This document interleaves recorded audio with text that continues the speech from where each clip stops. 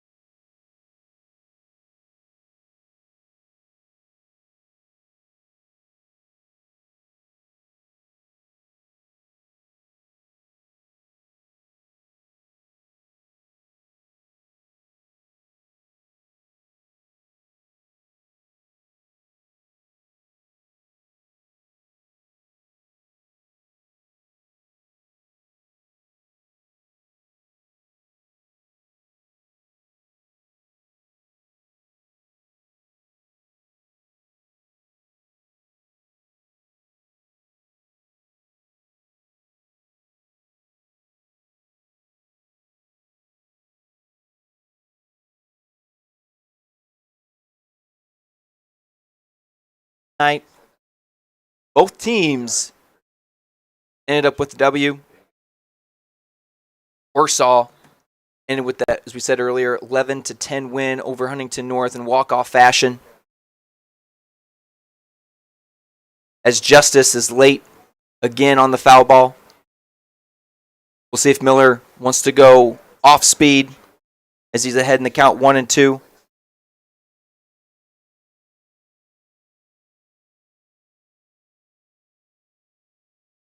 Kicks and deals. Off-speed pitch is fouled straight back. John Peters was telling me they were able to get their third camera up and running today. Production crew doing a fantastic job. They'll have a break as they have back-to-back games here this week. They'll get a break. Home game is next Friday against Manchester. That'll be a good game. It'll be a good game. Eagles took the win last year. Dalen Johnson had a go-ahead home run. Miller stays outside and misses for ball 2.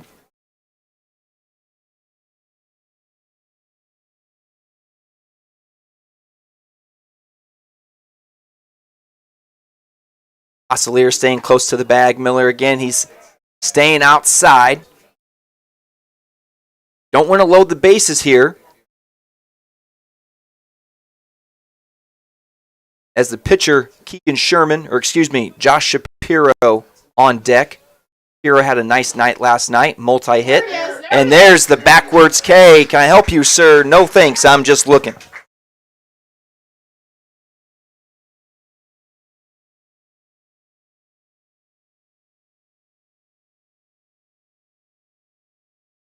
I will not coin that phrase, as that phrase is from Coach Daly.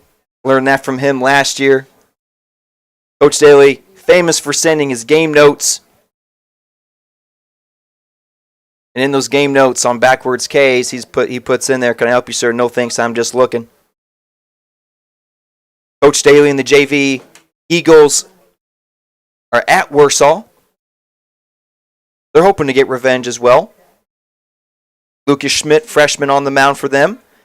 Runner goes to third. Sam Glad's throw is high as both runners advance.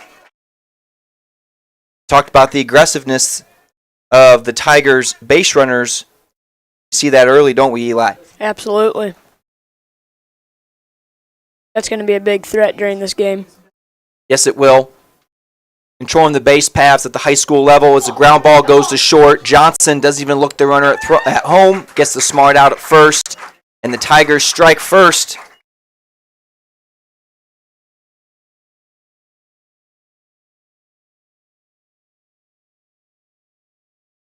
Runner stays at second. Eagles defensively. Miller's on the mound, senior. We have multiple seniors in this infield. Miller, Glad. Oscillier's at third. Johnson's at shortstop. Brock Daly at second. There's the 5 seniors in the infield. Junior Devin Kreider's at first. In right field, we have 2 juniors, 1 senior. Right field, Brady Bell. Center field, Landon Iden. Left field, Ben Q. Michael. Ben Q. Michael had a nice night last night. Had some nice plays defensively. Iden was able to join us in the post game. Miller misses inside, moves the count to 2-1.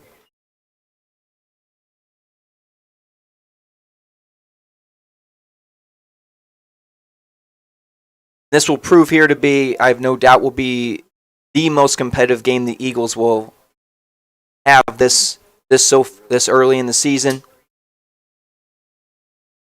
As Miller issues his second free pass of the inning. The Eagles are going to need Miller to go deep in this game. They need Miller to bring his A game.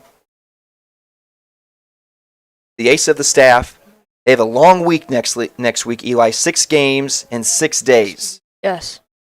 Be a very challenging week. Pitchers. A lot of road games. Runner takes off to third. And that's executed. As Austin Polk puts it between Oscillier and John. Runner in motion, scores easily. Kellen Bailey steps in. Right fielder. He's a freshman.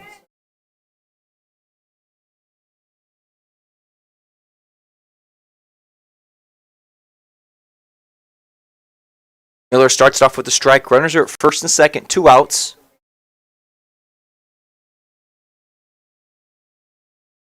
This Eagles defense already facing some adversity early on. And he puts a shot to center. And he's going to burn Iden as that goes to the fence, and he's going to clear the bases.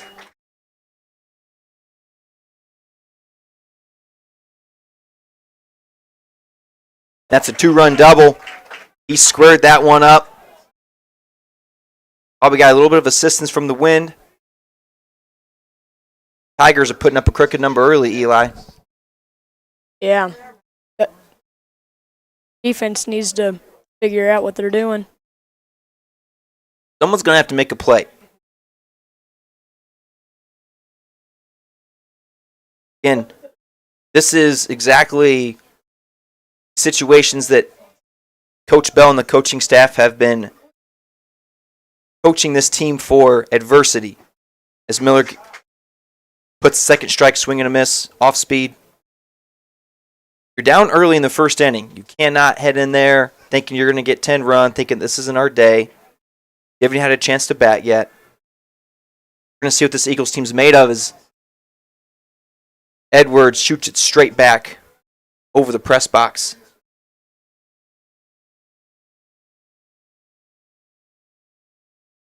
Tigers have definitely brought their bats with them this afternoon.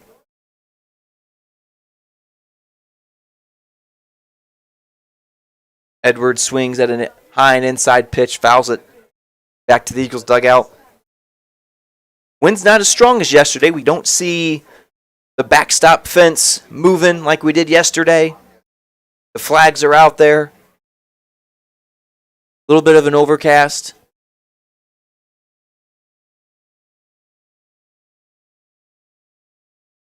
Miller looking for the punch out, and he gets it. I would say that's a backwards K. I don't think he went there.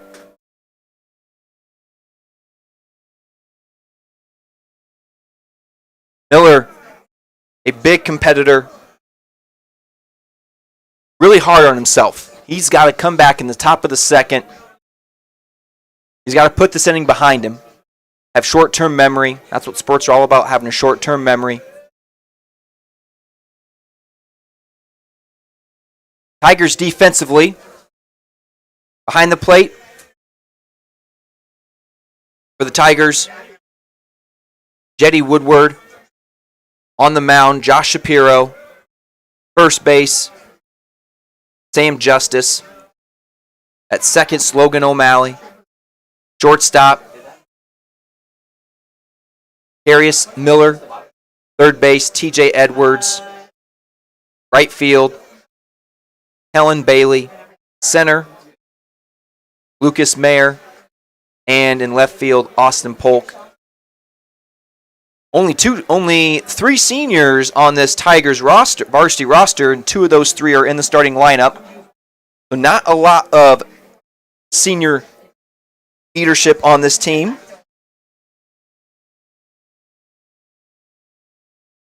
Good mix of juniors, some sophomores, 2 freshmen starting for them today, third base and right field.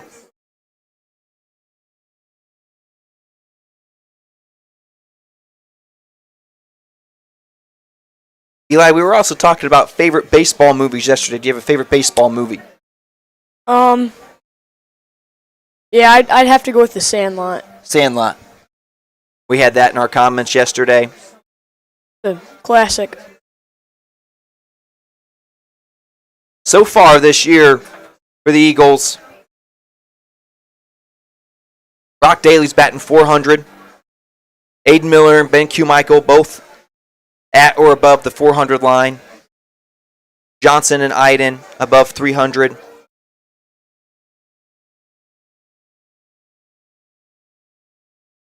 Sam Glad has the lone home run for the season. Brock Daly leads the team with 3 stolen bases. The team has 9 stolen bases. And we'll see here, this Eagles offense, how they want to respond to that crooked number the Tigers put up as Julian Oscilier, senior third baseman, steps in. He takes a pitch outside for a ball.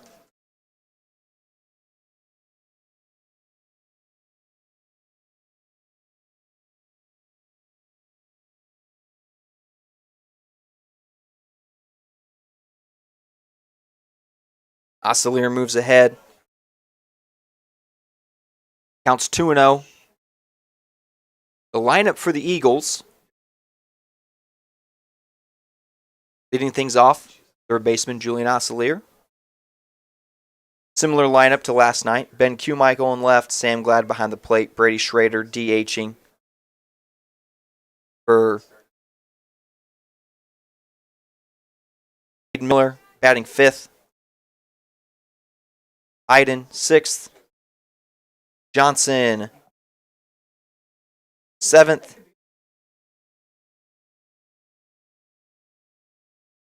We got Brady Bell and Brock Daly rounding it out. Oscilier starts it off with a walk.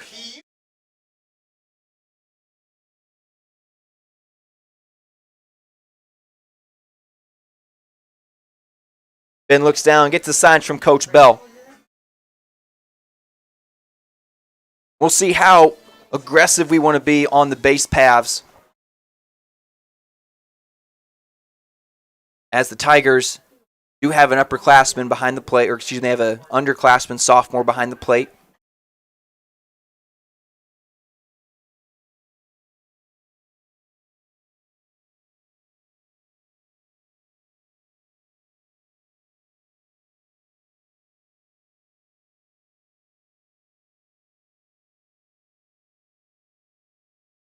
And Benny swings at a high fastball. Ugly swing there.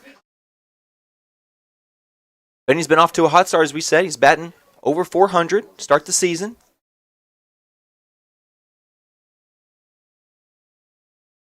Pickoff move.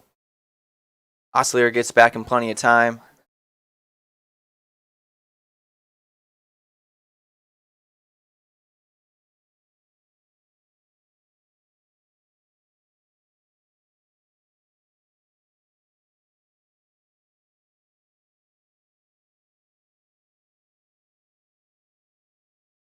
Benny wisely lays off that high fastball. Shapiro going back upstairs again.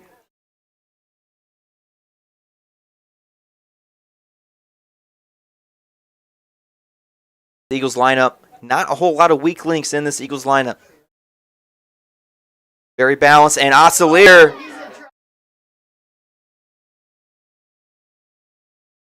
It's picked off, dancing around, trying to get cute. Mental error. Can't have those. This early in the game. Again, adversity. That's what the Eagles are going to face this afternoon. How are they going to respond? Off-speed pitch comes in for a strike.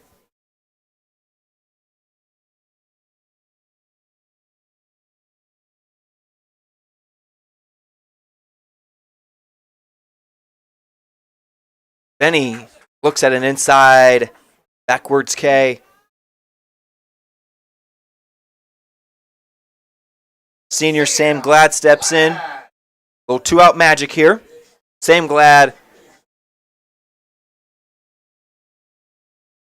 took one deep last night to dead center. Took advantage of the wind blowing out. He has that wind blowing out today. Schrader's on deck. Miller's in the hole.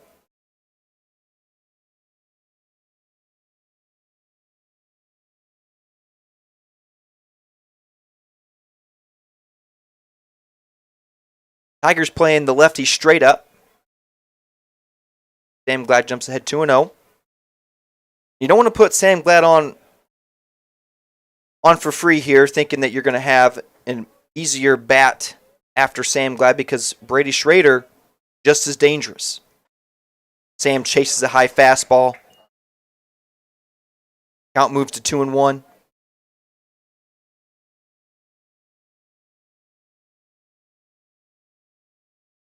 Tigers took care of the Eagles NE8 conference opponent last night, Huntington North 11-10, and extra innings as Sam Glad grounds out to first. As Shapiro makes easy work of the Eagles 1-2-3 hitters. Miller heads back to the mound.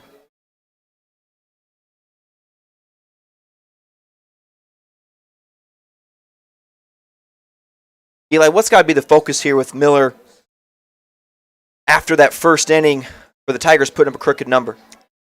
I think he's just got to work on getting that ball into the strike zone behind the plate.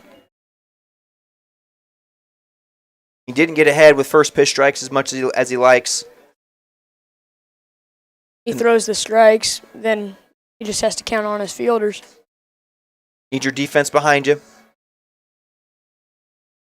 Eagles played good defense last night.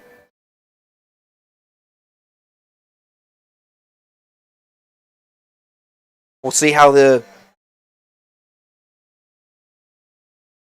Eagles pitcher responds here, how their defense responds after a first inning that they want to forget. Rightfully so. Not how you start, it's how you finish. Looking at the box score last night for Warsaw's matchup against Huntington North.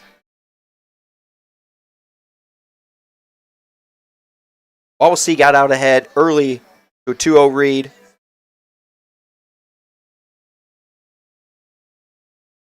And then the Tigers did respond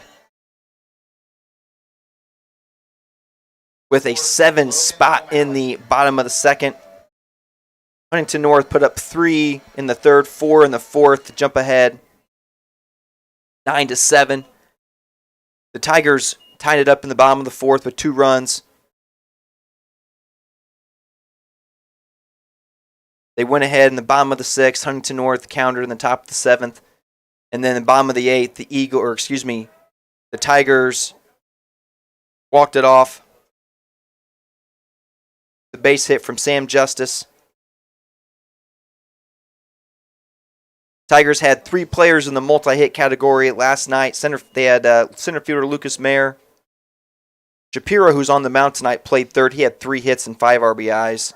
Want to keep an eye on him once he comes back in the next few innings.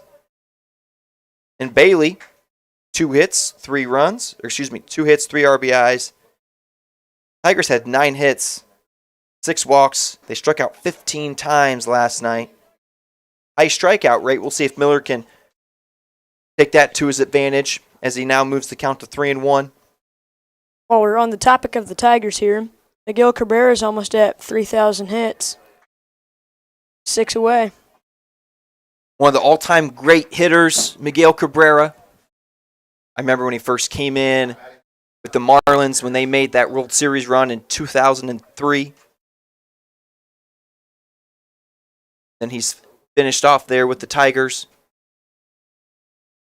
Got 500-plus home runs, 300-plus batting average. I'm sure he's a surefire Hall of Famer, hitting those 3 offensive categories.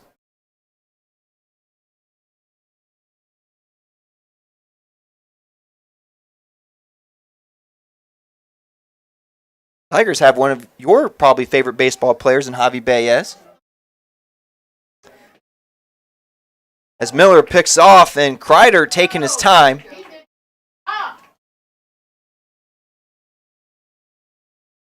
And the Eagles shooting themselves in the foot very early here as they have a runner at third.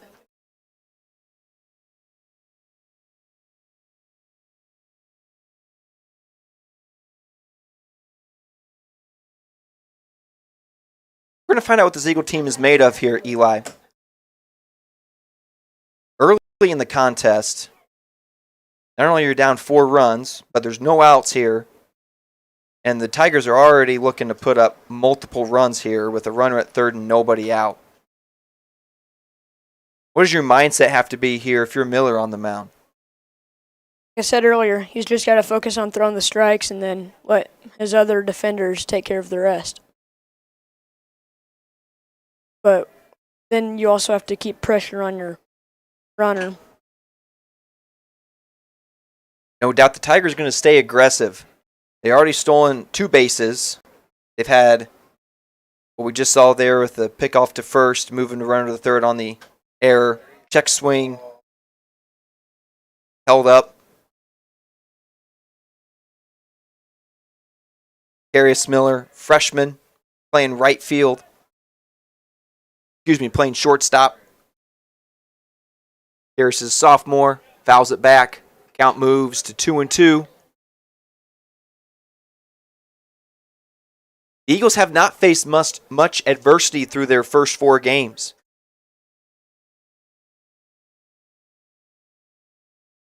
Through their first 3 games, 4th game here, they're 3-0. Got a real test this afternoon.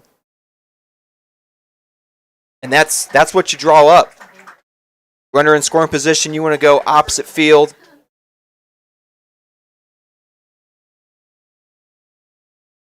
This Eagle team needs to get it together.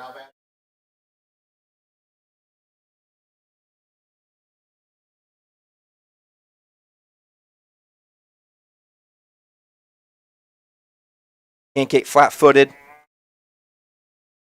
you're down 5-0, Tigers are putting the ball in play. You got to stay aware.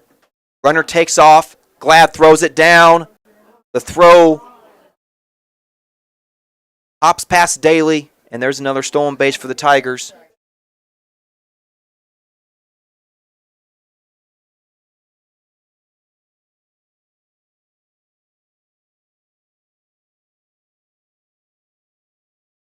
This game will humble you real quick.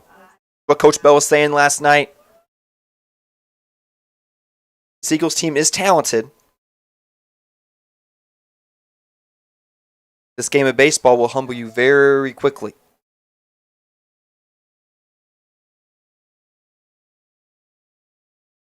Counts at 2-0.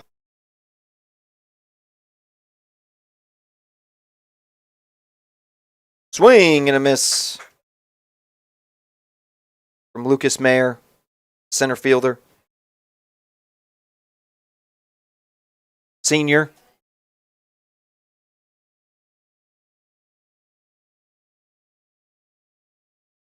Miller staying inside, misses for ball 3.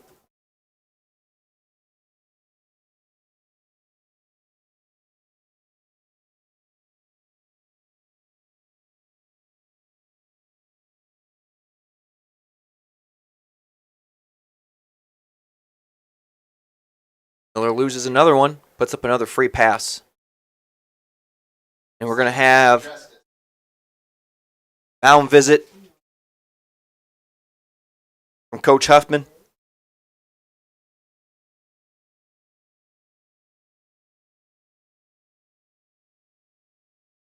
Still plenty of game left. This is a 7-inning game. It's not a 2-inning game.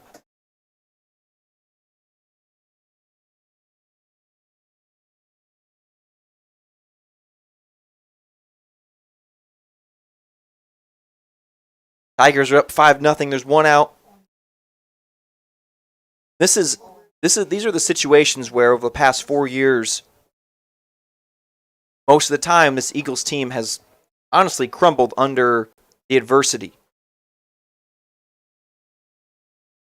And this is a situation, this is a team that Coach Bell and the coaching staff have been building and preparing them for these tough moments of, all right, what are you made of? We're gonna have a bend but not break mentality. We're gonna be made of rubber, where we can bend but not break, or you're gonna be glass, where you're hard and you're easily broken. That mental toughness is what they're gonna have tested this afternoon as Miller jumps ahead with the strike.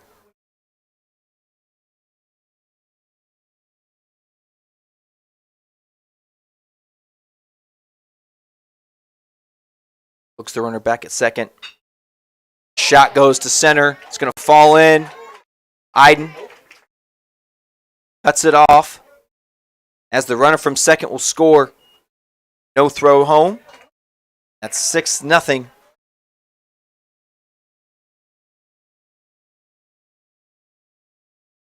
Miller definitely frustrated. Hard not to be. Yeah, no outs.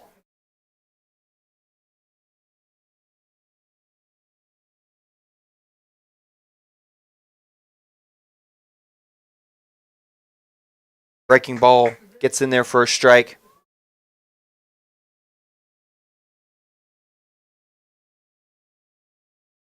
Pitcher Josh Shapiro, he had 3 hits last night. He steps in. Runners at first and second.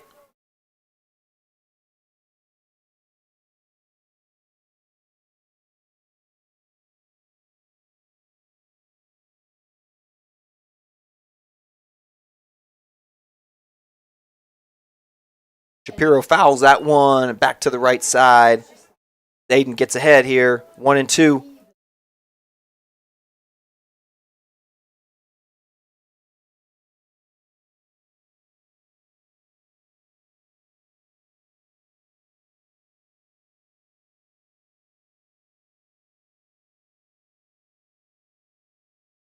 Runner goes to third, and Glad throws down to second. Both runners advance. Had a hesitation right there. He did. By Sam Glad. Look down at third. Smart base running from the Tigers.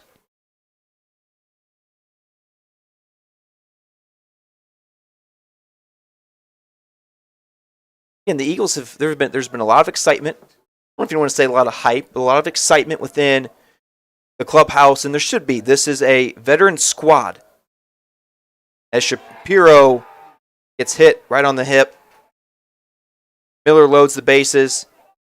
Coach Bell is going to make the slow walk out there to the mound.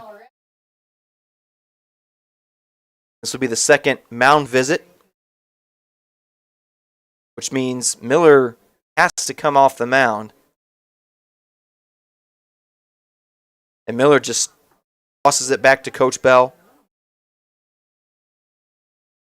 This is not how obviously he envisioned his start going this afternoon. And Osilier came in relief last night. Will come in relief again.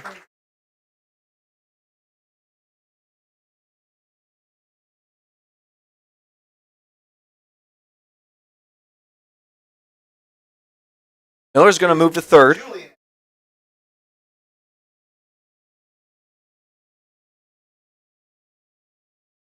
Sometimes just not hitting, Eli.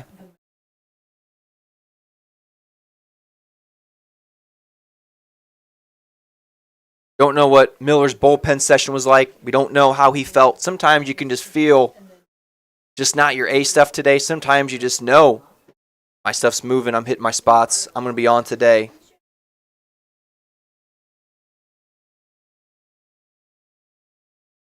Coach Bell's talking to his infield out there. Dossaleer's warming up. He definitely has to be frustrated from the mental lapse.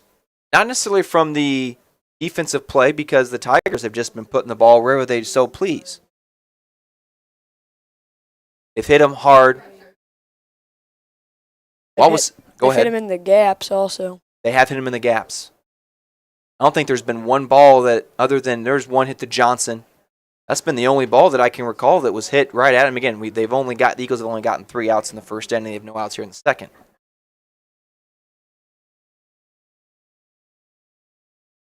That wind's picking up a little bit. But again, as you'll hear us say multiple times in the broadcast today, the mental toughness is what we're going to be looking for with this Eagles team. We won't see you again after today until Friday. Eagles right now, again, record's 3-0. They play 6 games next week. We see you on Friday. They will have played another 3 games. So their record could be a lot of different combinations, but they could be 3-4. And our conversation could be a lot different than what we had last night. Again, that would be adversity. If this game continues to go this way, how are they going to bounce back after having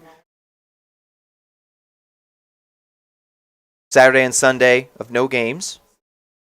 Are they going to bounce back with that tough week of on the road, 3 games in a row before they face Manchester at home, and then they go to West Noble for a doubleheader on Saturday? The beginning of the week is going to be a tough one. Got some really good teams. Eli, go ahead and run us through. Run us through the schedule next week for the Eagles. We've got Busco on Monday, which last year Varsity lost to the Busco Eagles. Tuesday we got Carroll. It's always been a great team. Then Wednesday we get Concordia. They as well also always have a great program. Last night, you talked about Carroll. DeKalb had a walk-off grand slam against Carroll last night. DeKalb conference opponent.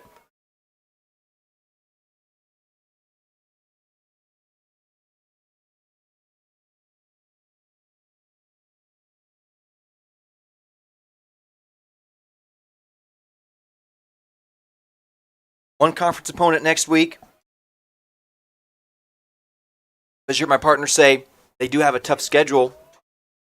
Competition next week. And Dossaleer has a pass ball 4 anyways, walks in a run. This is getting out of hand pretty quick. The Eagles' bats are going to have to respond in the second inning. You got to at least get 1 run next inning. At least got to get 1. This isn't the most ideal start for your Columbia City Eagles here. It isn't, but against the game of baseball, we talked about this. Anything can happen in baseball. Eagles' next inning could very well go up there and put up a crooked number very easily.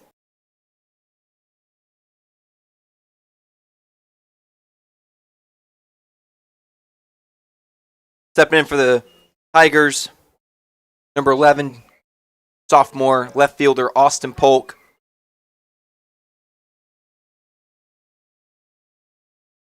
Dossaleer misses high. This is not exactly what you want. You wanted your ace to go a lengthy end. Excuse me. You wanted your ace to go the distance, like you saw Bartol last night. You have 6 games next week. You don't want to waste up pitching today.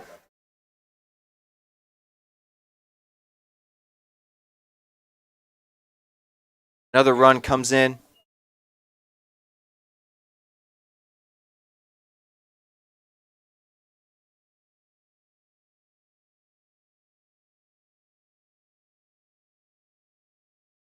Scores 8-0. Base is still loaded.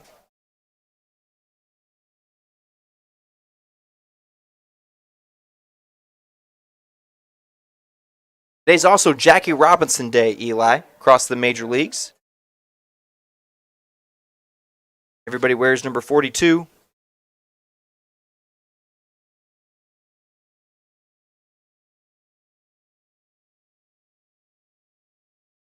Oscillator bringing the misses for ball 3.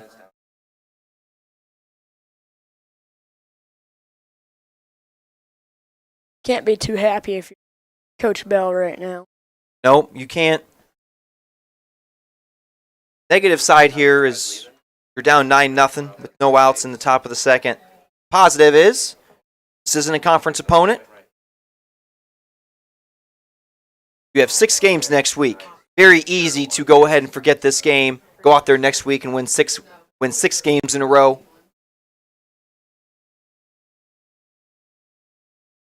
Go out there and win four of your 6 games next week, 5 of your 6 games next week. Oscillator exits to right field as Brady Bell steps in to relieve him of his duties to be the third reliever today. You will see, Eli, Brady Bell will throw strikes. Absolutely.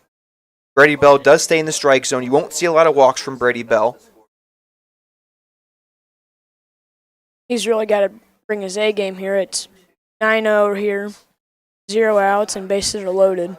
Got a chance here to kind of change some momentum. The Tigers are, again, 9-0. If you can get out of this jam here with bases loaded with maybe 1 run or no runs, again, you look at this from the positive standpoint of let's go in the bottom of the second. Let's put up 3 runs.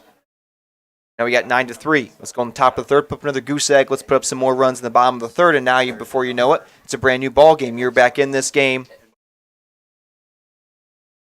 But that's going to take some mental toughness. That's going to take putting the first inning away behind your mind, putting all the previous runs in the past. Again, we said the game will humble you very quickly. The same thing can happen for this Tigers team here. They can humble them very quickly as this game progresses. If the Eagles choose to mentally strap in, bring themselves back in this game.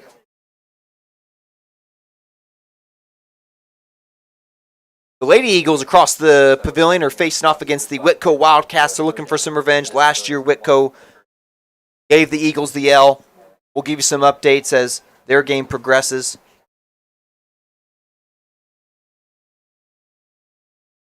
As the Eagles softball program is always competitive year in and year out. They went to the semi-state matchup last year against Fort Wayne Northrop, I believe. As Brady Bell, senior, takes the mound.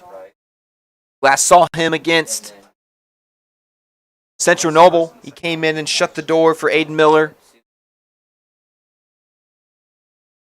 Of course, we say Brady Bell hits the strike zone, and the first pitch is the ball here, Eli.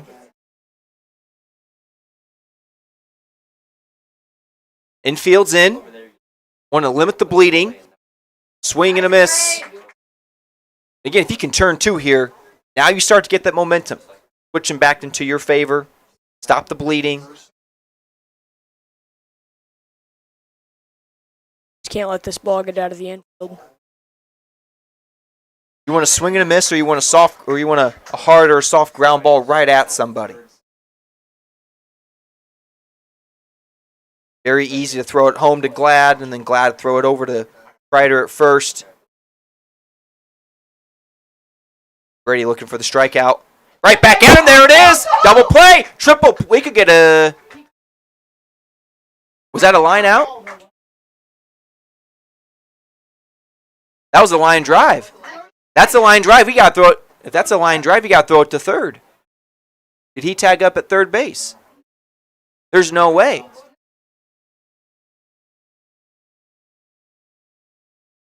We're hearing from the better eyes in the press box, Eli, that did bounce, but that looked like a line drive right off the bat. It did look like a straight line drive straight to the Brady Bell.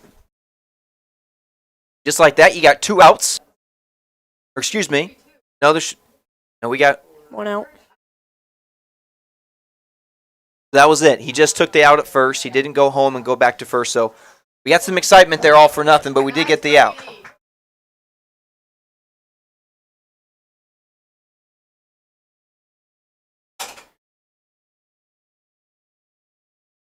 Empty. An open base at first base there.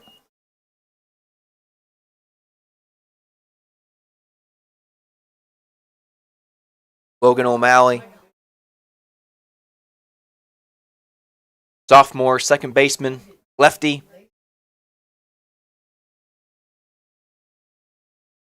Fouls it back towards the Eagles' dugout. A good crowd here this afternoon.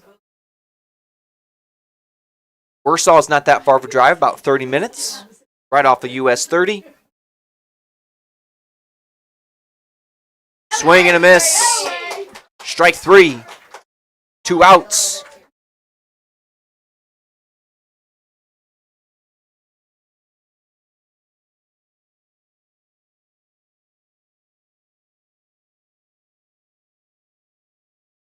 More clouds settling in as that sun may not make an appearance again this afternoon. It was a Chamber of Commerce. The lights are now making an appearance. Bell misses high.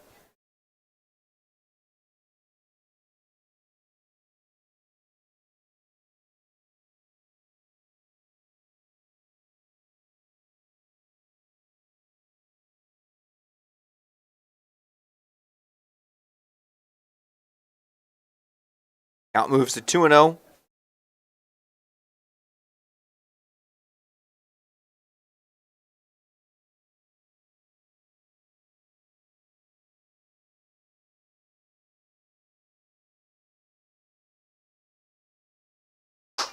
Swing and a miss. Harris Miller. As the Tigers are at the top of their lineup. That wind's really starting up out there. It is. And there's a high shot. Going into foul territory to third base. Miller camps under it and gets the third out. And Coach Bell's going to rally his troops. Eli, what do you think Coach Bell's going to... What message is he going to grab to his troops there? He's probably just going to say, like, keep the past in the past and let's get our bats going. Got to get a few runs here in this inning if they want to get back into it. This is the first time, this is the first adversity the Eagles have faced all season. And I'm sure this will be the first of many. A lot of competitive teams on their schedule, a lot of competitive teams in the NE8.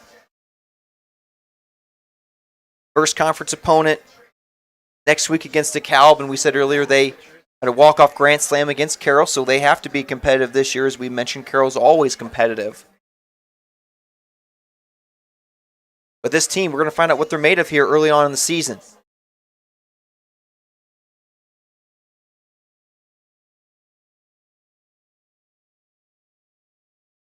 We were talking about Major League earlier, about Miguel Cabrera. What's your favorite Major League stadium to go to? Well, I haven't been to many. I've been to Wrigley. I've been to Great American Ballpark, and I've been to Busch Stadium. So I am impartial. I've been to Anaheim Stadium as well. I am impartial. I will say my favorite was Busch Stadium, but I'm also a Cardinals fan. So I am biased. But I am sure, as there have been many new stadiums over the past 10 years, I'm sure that obviously that's not the nicest stadium. but that would be my favorite. You've been to multiple, correct? Yes. What is your favorite? I'm going to have to go with Milwaukee. Milwaukee. They've got just their field's nice and goes straight to their employees. The head grounds crew keeper was one of the guest speakers at one of our ABCA clinics that we went to a few years ago at Miller Park.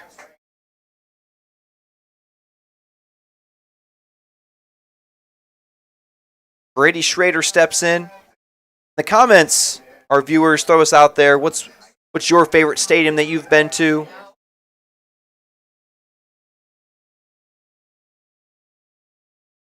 Bottom of the second. Schrader takes a pitch for a strike. Now Miller Park's a dome, so when you went to Miller Park, was it open or closed? It was open. And Schrader puts one deep to right center. Right at the fence. And there we go. That's what we talked about. How are they going to respond? There's some life.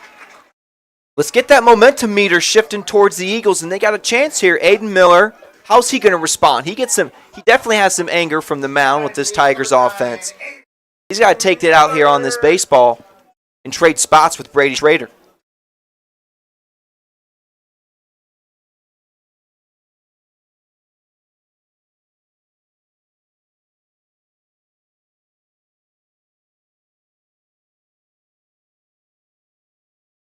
And we'll see, eventually, this Tigers team get a chance to face some adversity with some runners in scoring position. How do they respond? It's easy to stay calm when nobody's on base. As Miller's jammed. Flies out to center. Lucas Mayer makes easy work. Out there in center.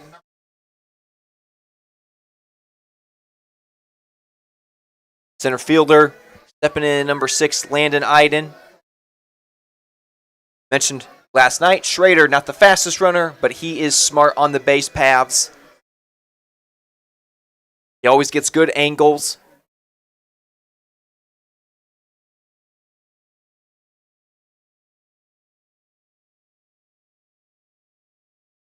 First pitch from Shapiro's a strike.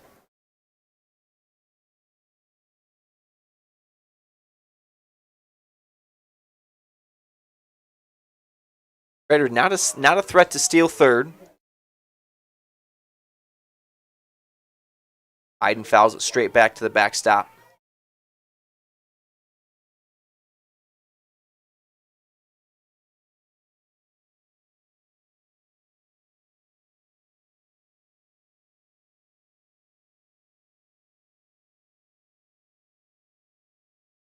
Iden falls behind 0-2.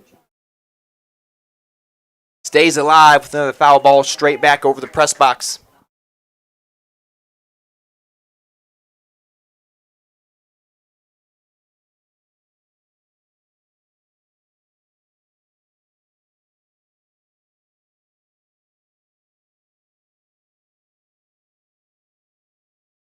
Iden lays off for ball 1.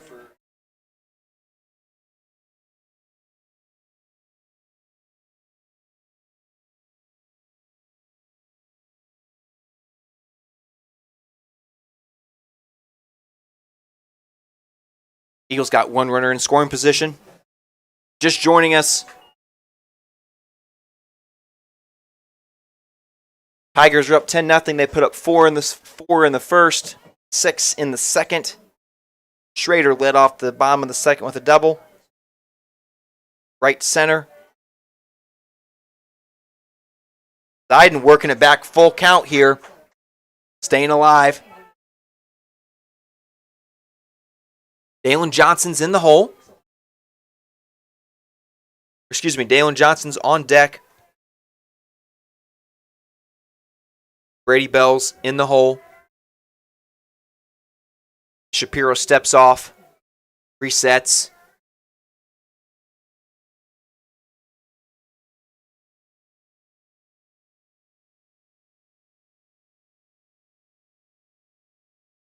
And Johnson, smart AB there.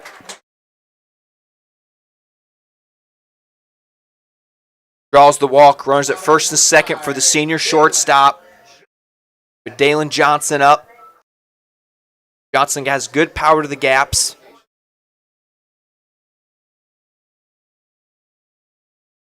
Woodward comes back from a quick mound visit to Shapiro.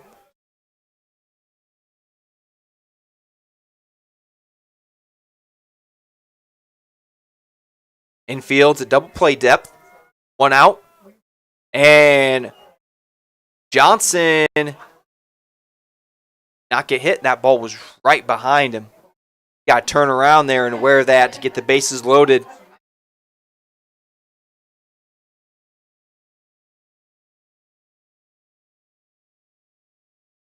Comes set. Looks back at Schrader. High leg kick misses outside for ball 2.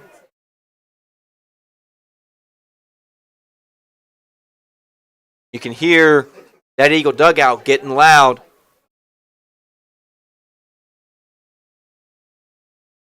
They need to bounce. They need to get some runs here. Get runners in scoring position to start it off with no outs. You can't leave them stranded.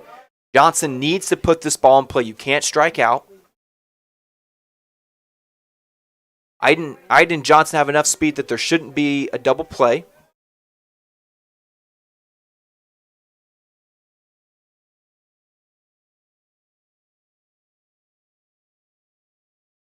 Johnson works it back. Works to 3-1. Brady Bell waits on deck. Johnson and Bell both rep the classic no batting gloves look as Johnson draws a walk. And here we go. Bases loaded. 1 out. Eagles in a prime position to put up a crooked number here. As the Tigers make a mound visit.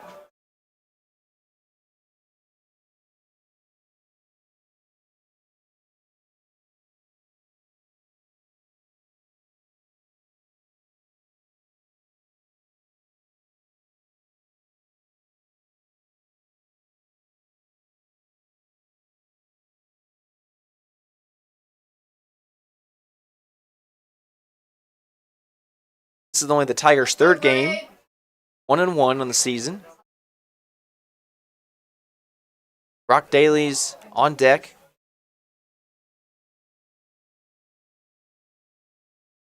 Now, a strikeout wouldn't be the worst thing in the world here.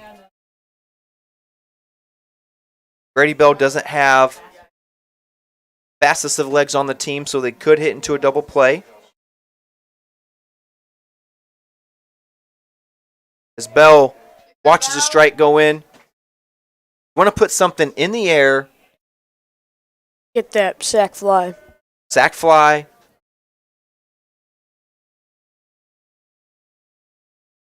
And Brady falls behind early to 0-2.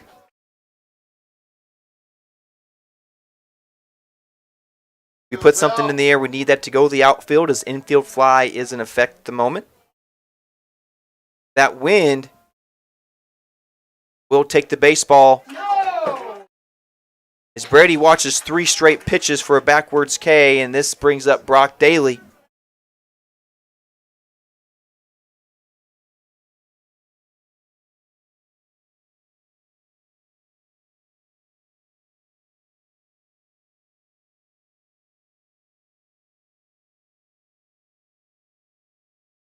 Brock Daly takes the first pitch high for ball 1. Base hit. Could score 2. Iden's at second. Iden has some pretty good speed.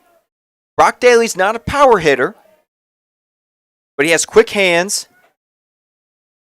As Daly takes an inside pitch, as you have the top of your lineup on deck with Julian Oscilier. Brock Daly has an open stance. As catcher Jet Woodward wants to reset things between him and Shapiro. Iden gets his 2-out lead there at second. The count moves to 3-0. And again, you don't want to give a free pass here because you have the top of the order up right behind Daly.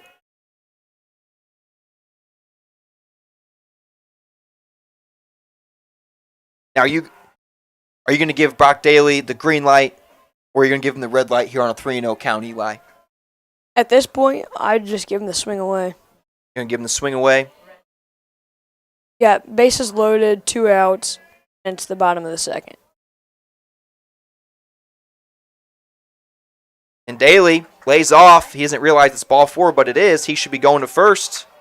That's ball 4. Yep, there we go. And top of the order, here we go.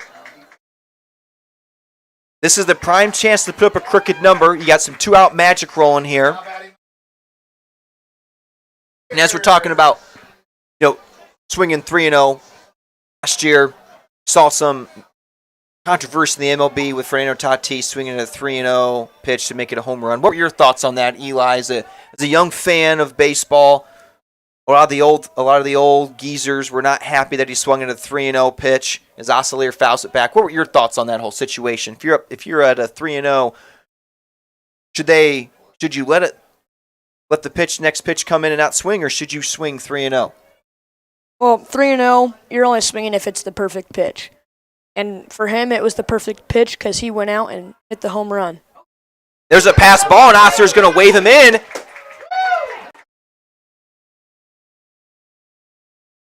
Great base running. Iden scores on the pass ball, and there's 2 runs for the Eagles. I like what you said. Right, 3-0, you're picking a spot of the 9 quadrants. You're picking a quadrant. If that pitch is there, I'm swinging.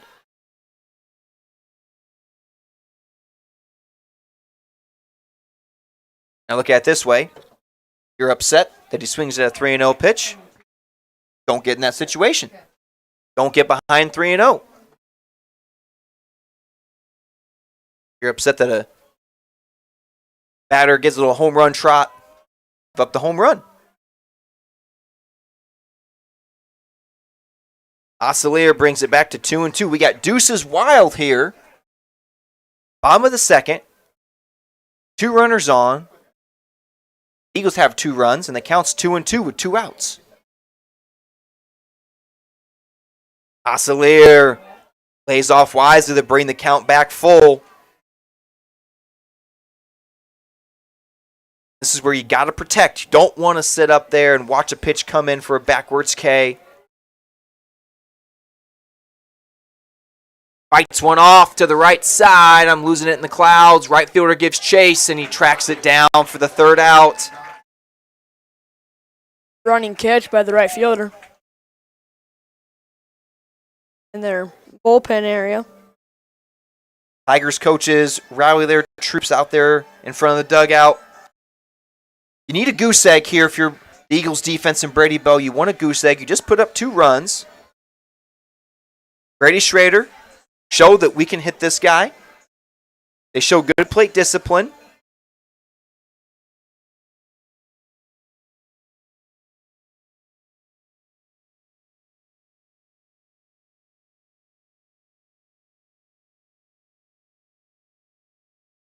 Still have an overcast.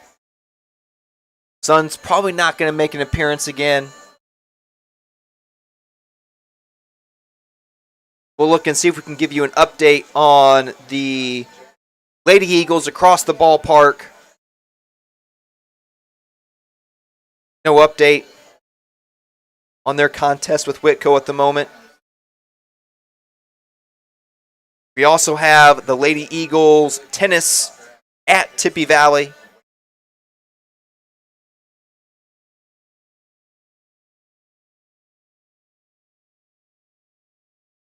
Last night, JV softball lost to Homestead 11-7.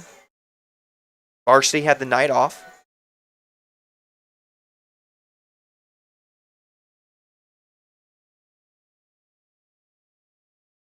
Sam Glad has a nice throw down to second.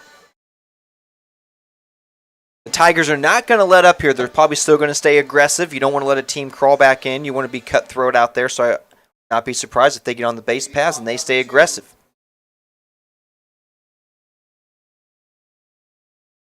Things off for the Tigers to Lucas Meyer, senior center fielder.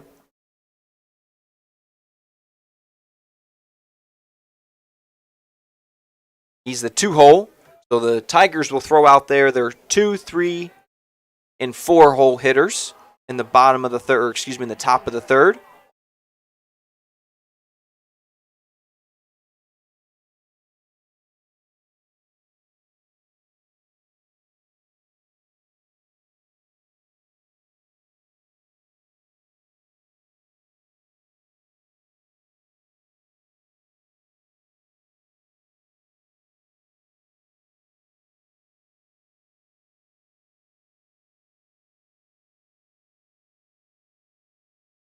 Mayer shoots one to right field.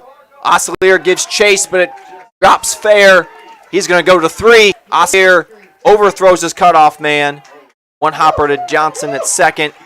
And just like that, they got a leadoff triple.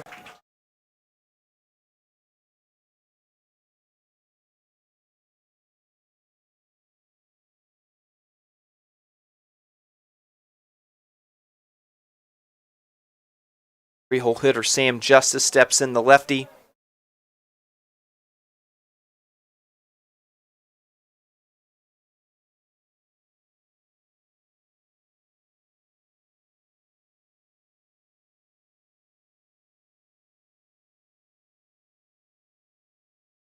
Brady misses high for ball 1.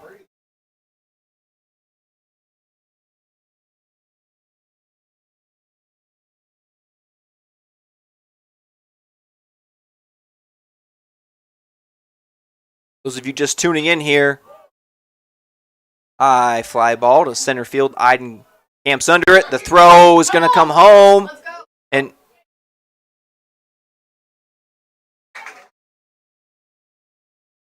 Mayer's speed on display there. As a shallow fly ball to center scores him pretty easily. Ryder cut that off. Pitcher Josh Shapiro steps in. Just joining us, box score. Tigers have put up 4 runs in the first, 6 in the second as Shapiro shoots it to center. He's going to stop at second, as the Tigers have definitely brought their bats this afternoon. They're squaring everything up this afternoon today.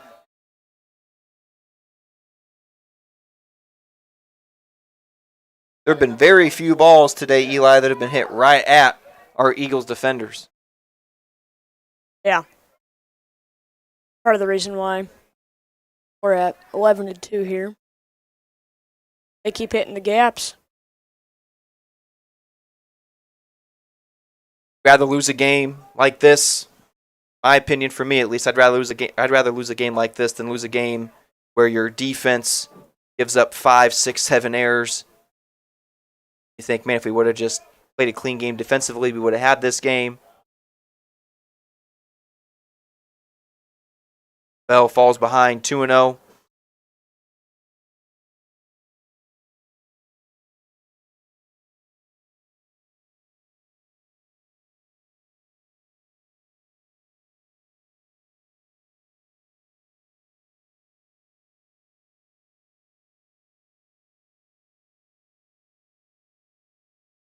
Brady bounces back with a strike, brings it to 1-2. To 2-1. Jet Woodward at the plate, the catcher.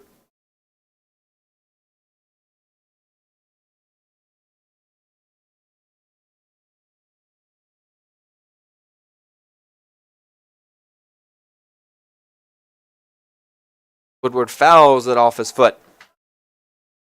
Bring the count back even at 2-2.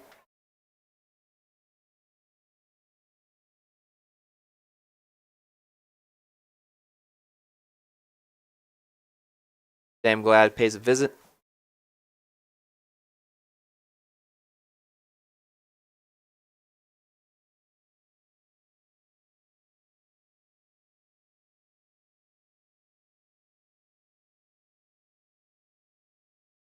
Eagles defense playing straight up here.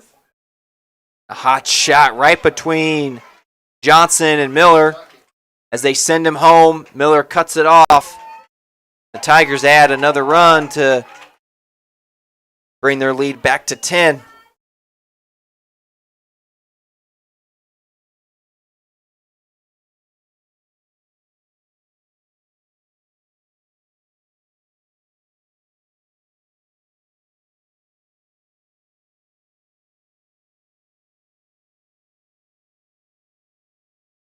Austin Polk steps in.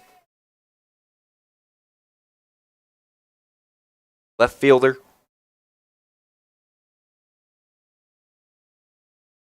He jumps ahead, 0-1.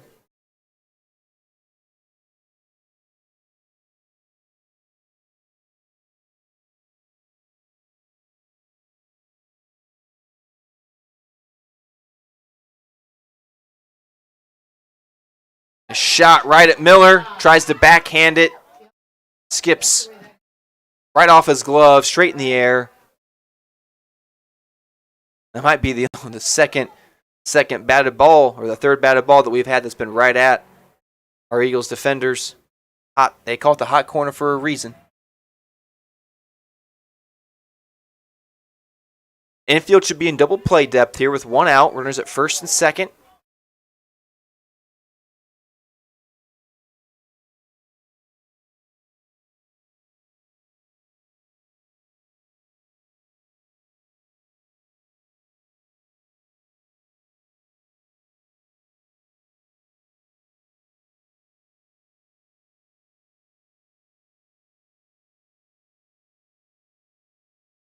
Brady looking to stop the bleeding.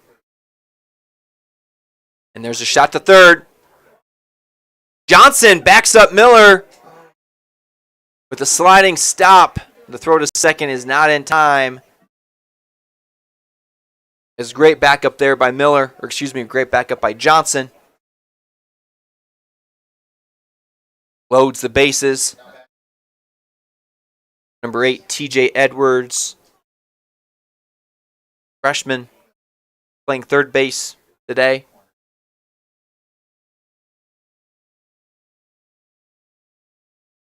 If I'm not mistaken, he hit a hard fly ball out to field in the first inning.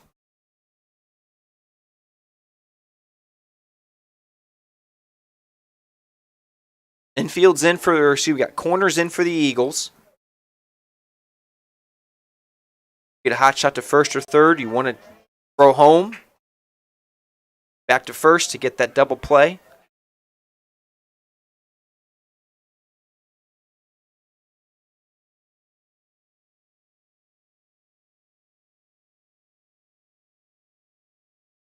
Edward shoots it straight up. This should be caught by Sam. There's the second out.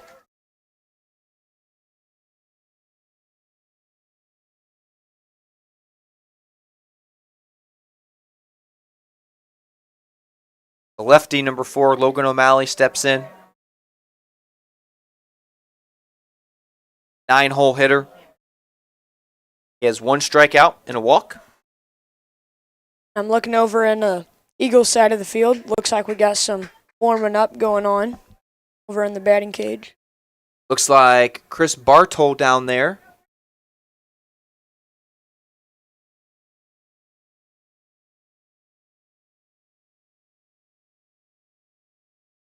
Infield fly, or excuse me, there were 2 outs, so no infield fly. Miller takes the pop-up, center of the diamond. Coach Bell greets his players there in front of the dugout. They got a chance to bounce back here and put up another crooked number. They loaded the bases last time, put up 2 runs. Schrader led it off with a double, as Schrader's going to lead it off again here in the bottom of the third.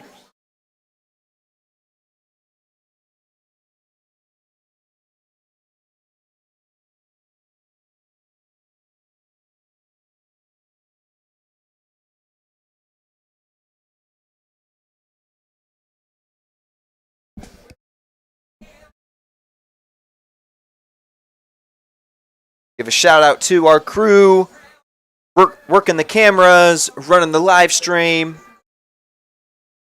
They make all this possible. They're out here at around 3 o'clock getting this set up, ready for us just to come in and make it look, give you the broadcast. Got 3 cameras, 1 in center. We got 2 over there on the right side of the ball diamond.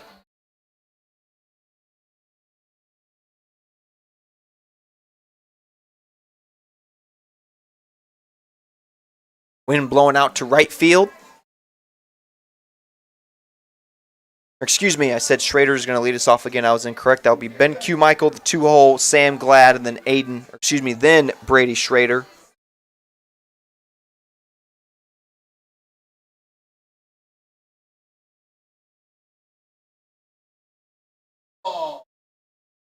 The strong top starting 3 for your Columbia City Eagles here. This is the time to put up your crooked number.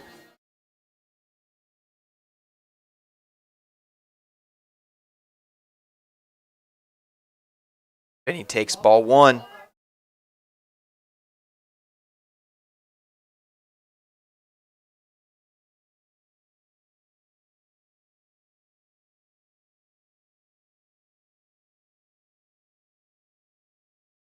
Now moves to 1-1 as Benny looks to strike.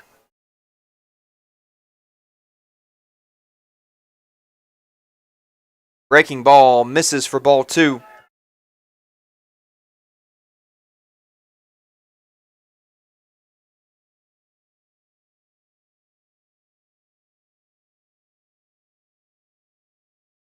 Micah watches it go to 3-1.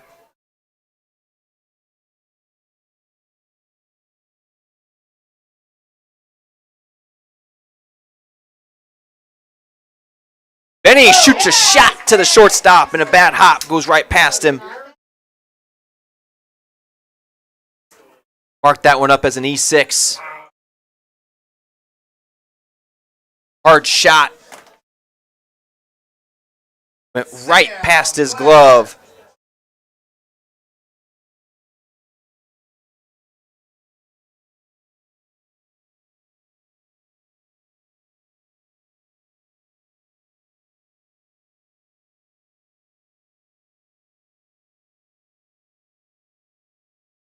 Pick-off move to Benny. Back in safely. Just like last inning, we get the leadoff man on.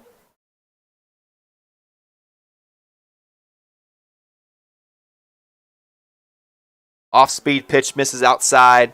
Tigers bullpen is not busy.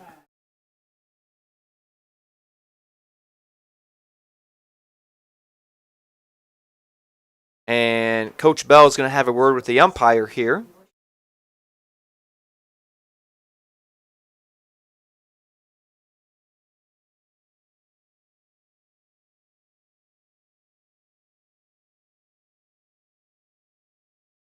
We need John Boy here, a better camera angle to try and read the lips.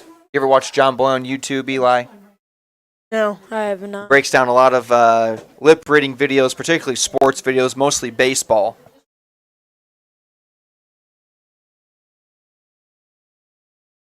No idea what that mound visit was about there with Coach Bell and the field umpire. Looked like he was showing the umpire how the pitcher was shaking a little bit when he came set. Okay, wanting a balk. And strike 1. Counts 1-1 to the senior Sam Glad.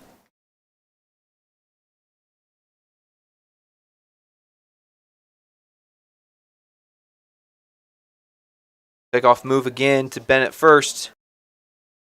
Then gets back safely.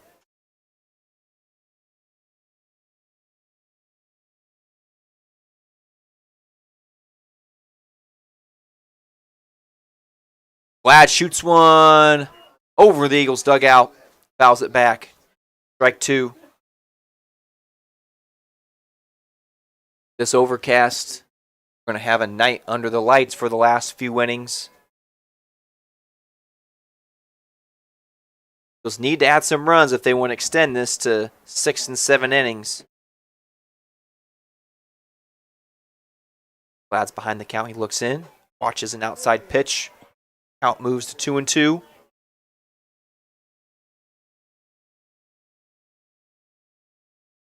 And if you're watching and you haven't hit the subscribe button, please hit that subscribe button. Get all the updates for any live streaming of athletic events. Baseball season, we have live streaming for baseball. And move into the fall, they'll have live streaming for football. I've heard there's rumors of soccer maybe getting some live streaming. Wintertime, both men's and women's basketball programs get the live stream. Sam Glad works it back to a full count.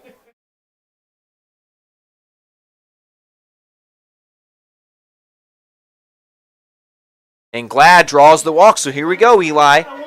First and second, no outs. Eagles in striking position again. Absolutely. Got a power hitter up here at the plate. See if we can put one into motion. Schrader put one into the gap last time up. The lead off the bottom of the second.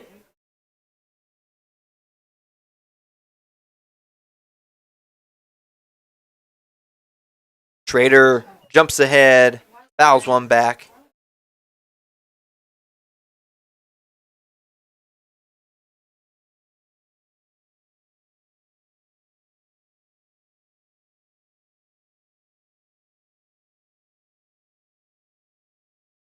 Schrader so far this year, not off to the start that you want. Batting a 143, but he has an on-base percentage at about 450, so he's getting on base, which is what you want.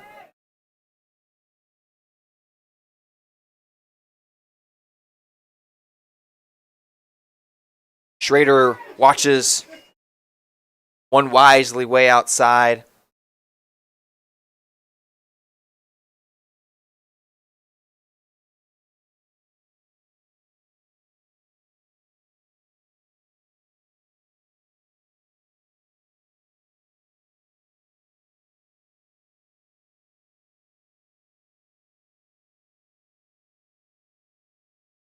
Chris Bartol is on deck.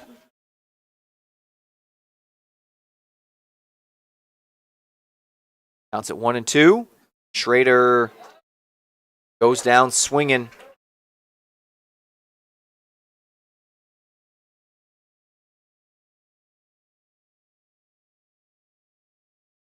Coach Bell communicating the substitution. Chris Bartol must be coming in for Aiden Miller. Aiden Miller's not having a hot game today. This is not what he was imagining for his Friday afternoon.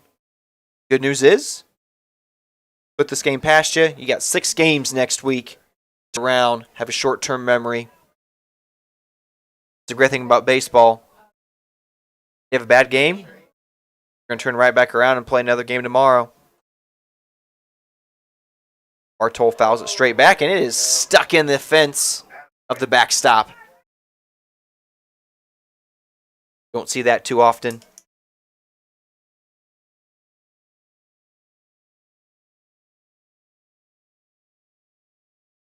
Looking for a line drive, something in the middle, up in the air. Chris falls behind, 0-2. On deck is center fielder Landon Iden.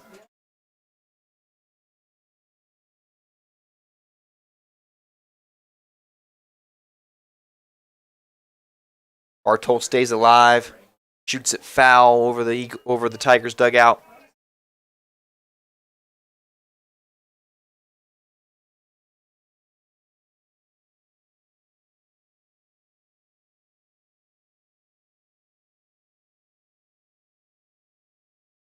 Still no update on the Lady Eagles across the diamond today as Bartol shoots it to the right side. It's fair down the line, and that should score both. We're going to see here. No, just one run as Coach Bell holds up Sam Glad at third, and Bartol comes up with a clutch pinch hit, RBI double. Trade spots out there at second.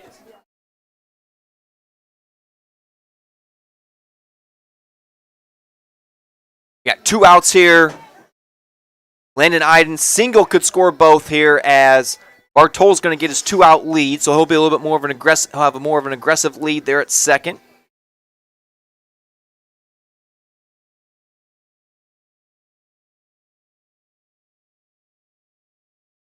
Iden watches the ball in the dirt.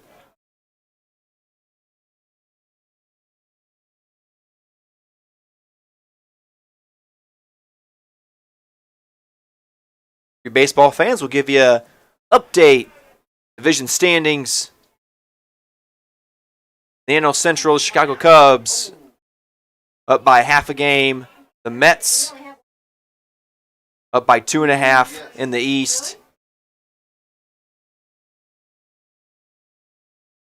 Over in the West, the Rockies, Dodgers, Giants, and Padres are in a 4-way tie. As Iden fouls it to the right side, and the first baseman gives chase, runs out of real estate.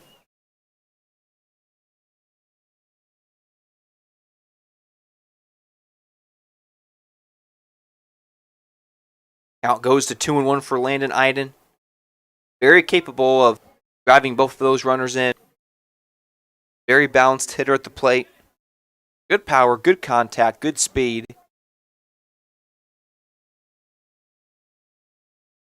Iden shoots one to the right side. That's what you want there with 1 out. That drives the run in. 2 outs here. Dalen Johnson, base hit should score.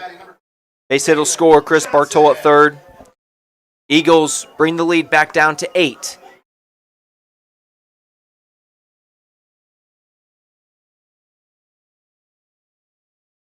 Johnson has the batting glove. Classic look as he shoots one to center. Center field shoots one to right field. And the threat's nullified as Shapiro only allows 2, just like he did the previous inning. 4 moves to Tigers 12, Eagles 4.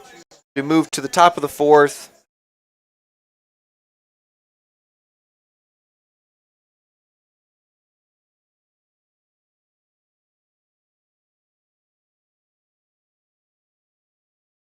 Grady Bell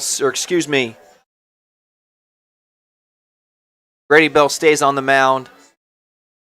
Chris Bartol comes in at third base.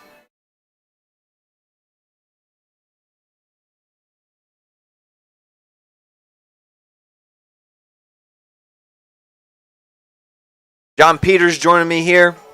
Yes, I am. I just wanted to get some time in on the radio. Well, not the radio, but the mic. Say hi to the fans. Want to let everyone know that new camera placement isn't commencing. Actually, I think it's already set out there. So I don't know if the fans saw it already. They might have noticed. It's kind of the white-looking one. Needs to be color corrected a little bit. But, hey, we got a new camera up. Third camera's up and running. Exciting things happen here at WJHS Studios and the student production team.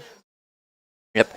We got one locked on the batter box running to first, so that's a pretty good angle that I wanted to get captured just because I feel like that's one of the important angles to show. I'm not saying that second baseman position isn't that important, but I definitely feel like a person running from the batter's box at first base is a little important to show. Anytime there's a bat at a ball, you got to run to first.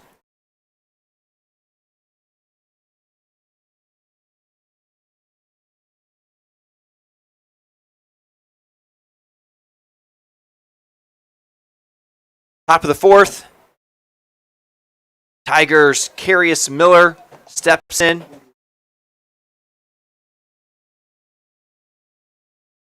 And he shoots one to left. Q Michael camps under it for the first out, and 1 pitch, 1 out for Brady Bell. And you see the Tiger bats still squaring it up. Eagles pitching staff so far today not missing many bats.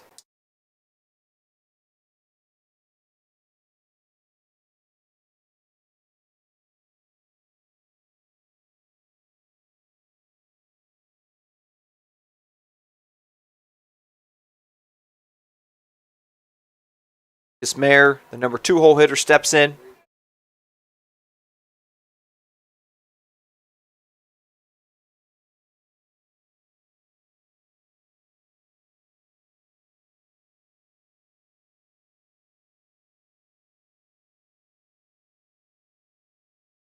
Ball skips past Sam Glad to the backstop for ball 1.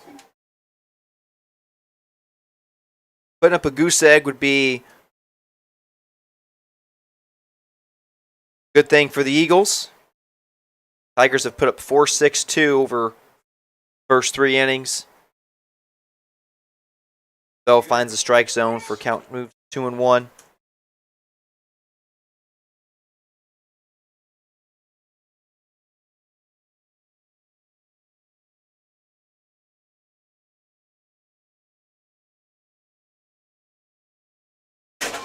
Benny, ball gets hit to left.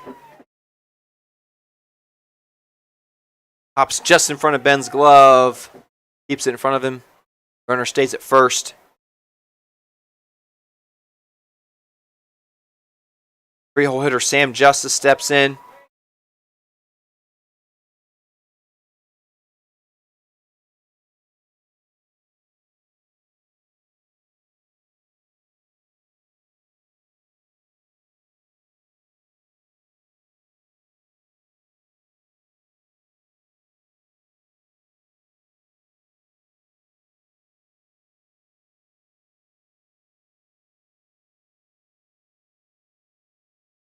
Don't have an update for you on JV squad at Warsaw.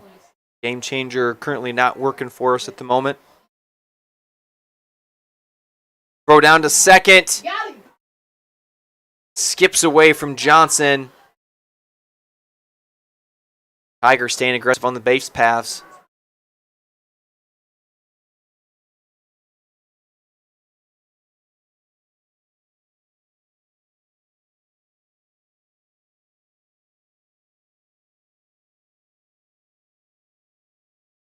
One out.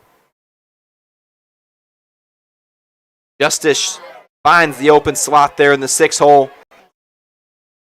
As the runner rounds third, scores easily from the throw from Benny. Tigers increase their lead to 13-4 to a 9-run lead. Pitcher Shapiro, Josh Shapiro steps in.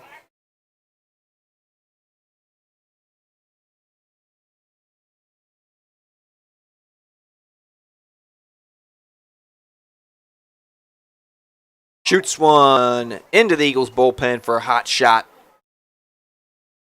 Out in front just a little.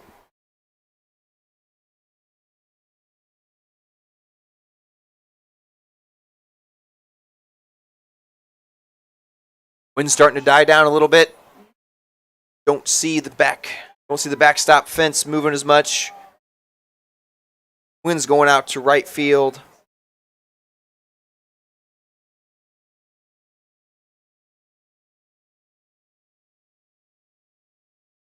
Brady's ahead in the count, 0-1. Stays ahead. Shapiro watches the second strike.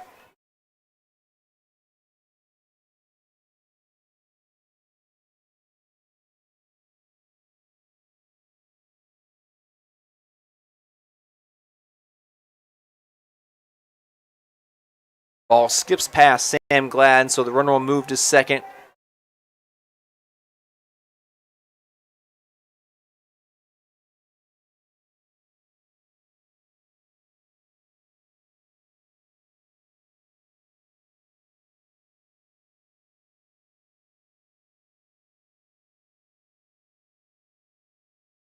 A gloomy late afternoon here in Columbia City.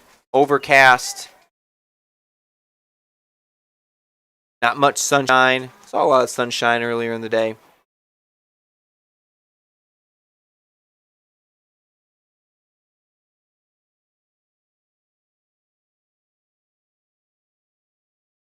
Counts at 2-2 with 1 out. Runner at second. Shapiro swings and a miss. Bell sets him down for the second out of the inning.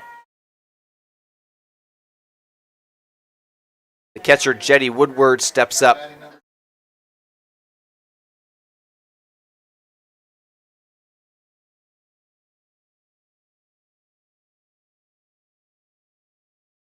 Tigers have one runner in scoring position. Brady gets ahead with the strike on the outside corner.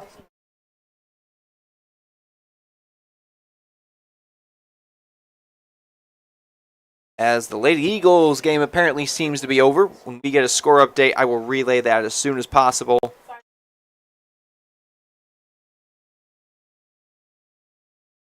Ball goes to right field. Oscilier tracks it down.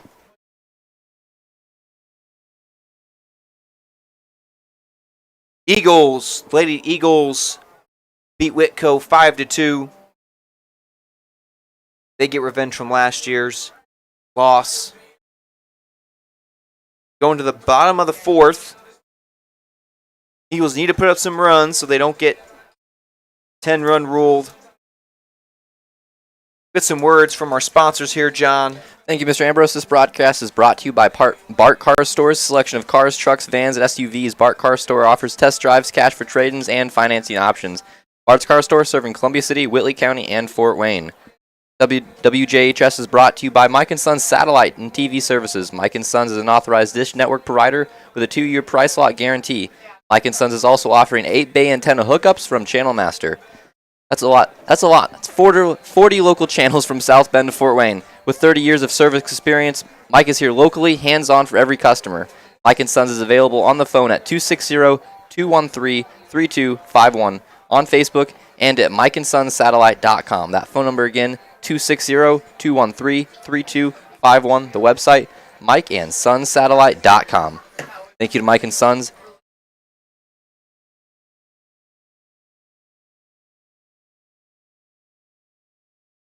Shapiro stays on the mound for the Tigers into the bottom of the fourth. We got 8-9-1 up for the Eagles. Brady Bell, Brock Daly, Julian Oscilier. Each of the past 2 innings, the Eagles have been able to get the leadoff man on and put runners in scoring position and add 2 runs in each of the last 2 innings.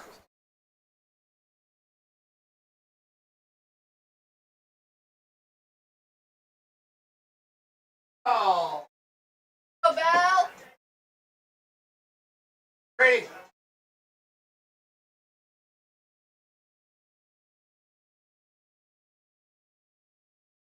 Pitcher Brady Bell steps in, watches ball 1.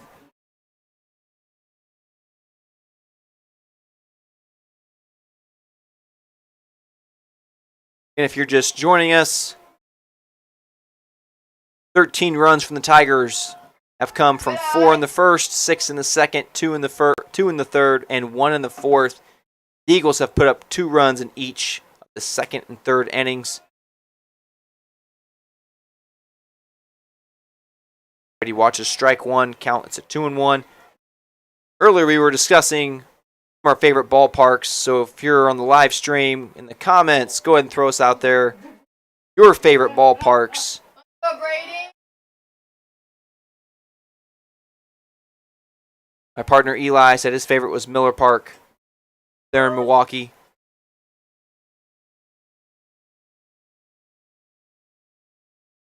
Brady watches ball 3.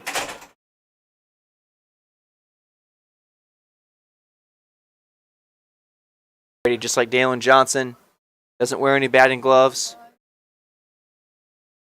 He watches ball 4, and just again, 3 straight innings, the Eagles have put their leadoff man on. Courtesy runner for Brady Bell, the pitcher. Courtesy runner looks like Eli Platt, number 7. Played right field last night. Now that I think about it, we have had the leadoff runner for every inning. In the first inning, Oscilier did get on. He was picked off. So every inning, we've had the leadoff runner reach. Brock Daly here. Third baseman's playing back. And there's the bunt that I was just about to wonder if they're going to put the bunt on. And he is safe. He is safe at first. As that third camera angle, John was able to display that beautifully. Thank you, Mr. Ambrose. Brock Daly's always going to be a threat to bunt. I'm almost going to say that every time, especially when you see the third baseman playing back. Brock Daly is an excellent bunter. Excellent bunter. We have runners at first and third with nobody out. You're probably going to see Brock Daly get the green light.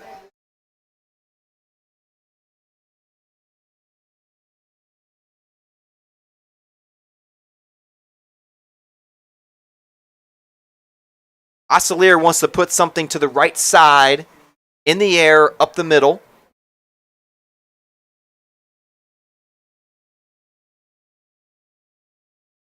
Oscilier Sr. started out at third base tonight.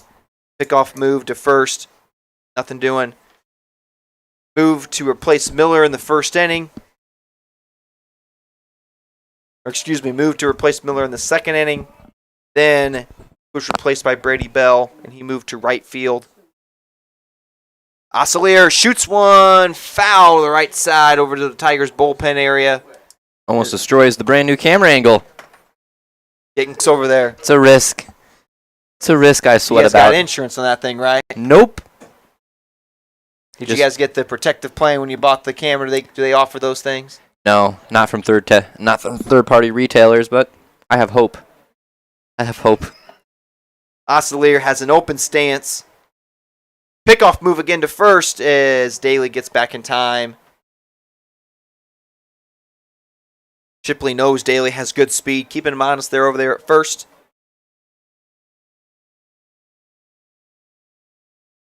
Oscilier loads in, swings right down the third base line, and third baseman bobbles it.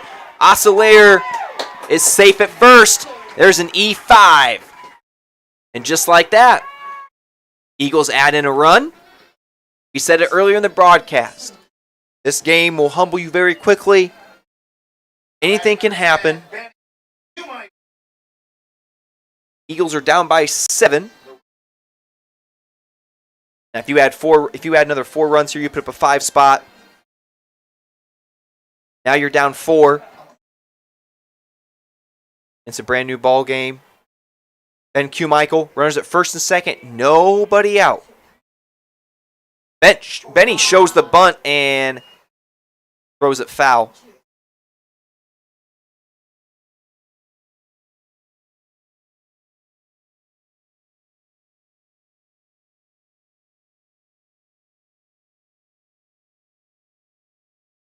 Don't be surprised if we see a bunt here again. Want to move those runners over from first to move the runners to second and third, and there it is. Perfect bunt. Gotta make the play. He bobbles it, and bases are loaded. Bases are loaded.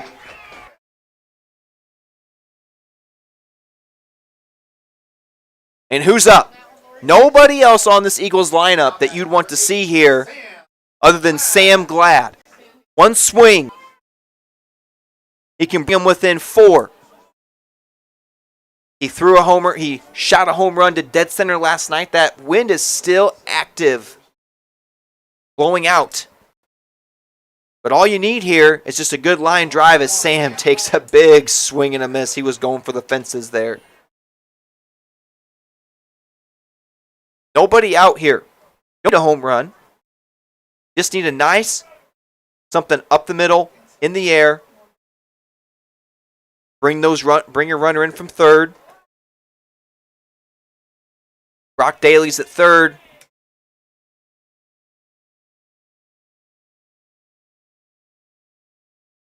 Oscilier's at first. Oscilier's at second. Q Michaels at first. Sam Glad jumps ahead to a 2-1 count here.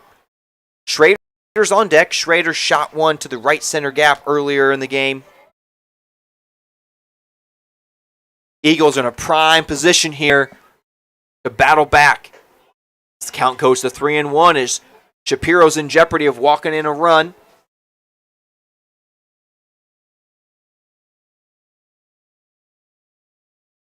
Sam Glad, a little bit of an open stance, lefty.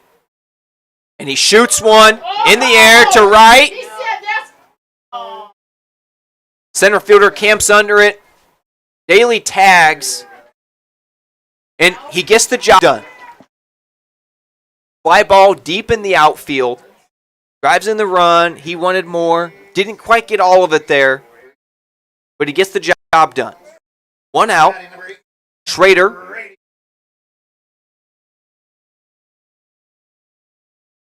Woodward goes out to Shapiro. They're having a conversation.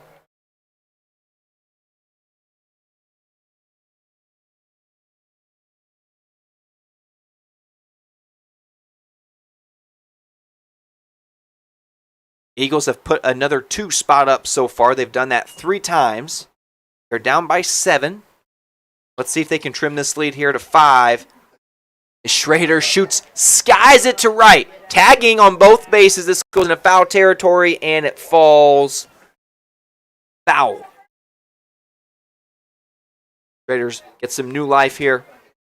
No doubt, even if that ball was caught, Platt would have moved from second to third.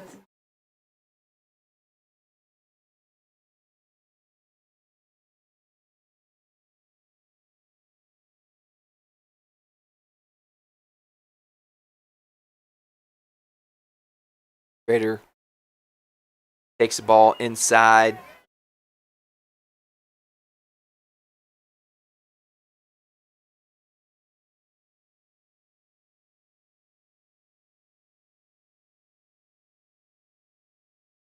Chris Bartol's on deck.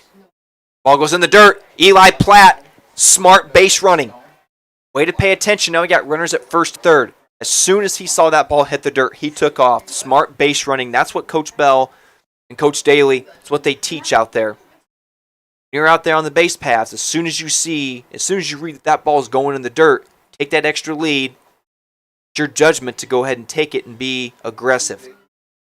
Especially when you're down here and every run counts. Third, you won't see Schrader show bunt here. But you got Benny over there at first. Benny's got good speed. Schrader puts one.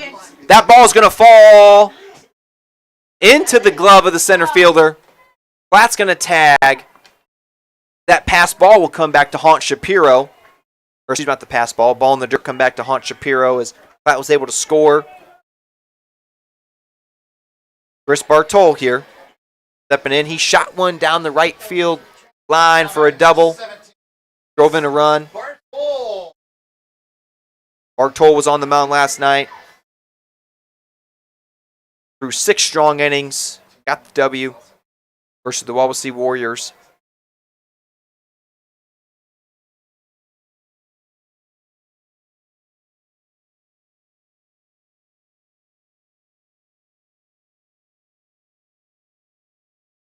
Wouldn't be surprised if you see Ben Q. Michael try to be aggressive and take second. Get a runner in scoring positions. Bartol put one in the gap earlier and move. Benny's got a couple extra feet there he can take. Get back in plenty of time. Benny doesn't have that big of a lead. Bartol watches the strike. Count moves to 1-1.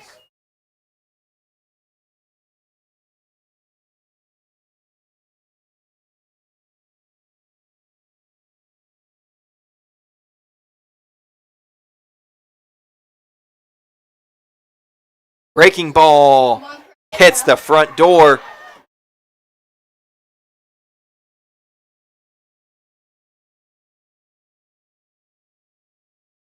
As Bartol falls behind a 1-2 here. Swing and a miss. Bartol goes down. And the Eagles put up a 3 spot. They've scored in 3 straight innings. They were able to win that inning. They put up 3. Tigers put up 1.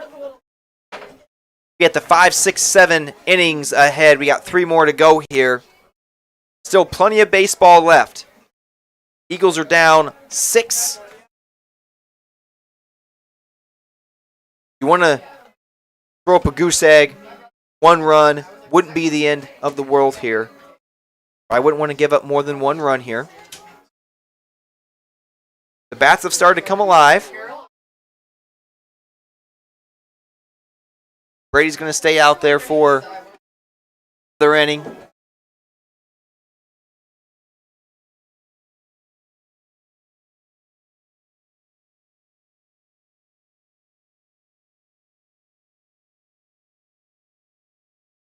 While we're waiting, I'd like to give a shout out to some of our sponsors here. I'd like to give a shout out to Indiana Physical Therapy. WJHS is brought to you in part by Indiana Physical Therapy, offering the highest credited therapists in the area, treating all walks of life from peewees to professionals to Olympians, with 18 locations in northern Indiana, including Fort Wayne and Goling, Auburn, Bluffton, Elkhart, Goshen, Huntington, and Warsaw. Indiana Physical Therapy is in Columbia City, next to Oriental Buffet. Indiana Physical Therapy online at indianapt.com. Thank you to Indiana Physical Therapy.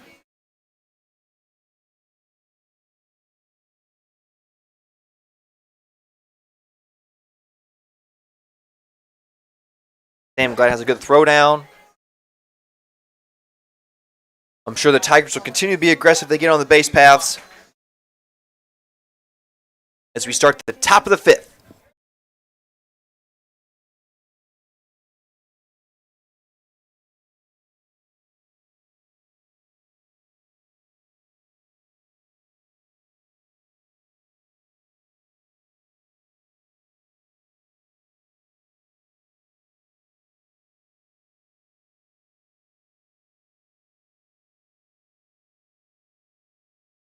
Brady's first pitch goes in for a ball.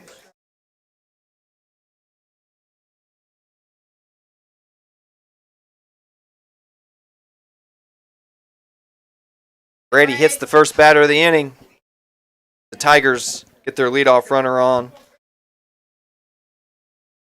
Stepping in to the batter's box, number 18, Helen Bailey.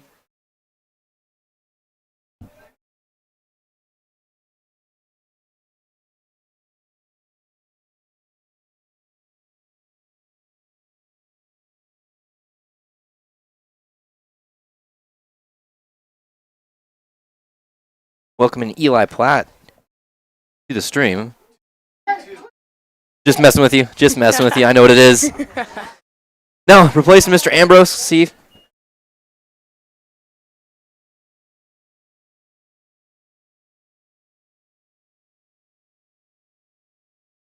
Got 34, Hunter Dippin. Freshman. Box now.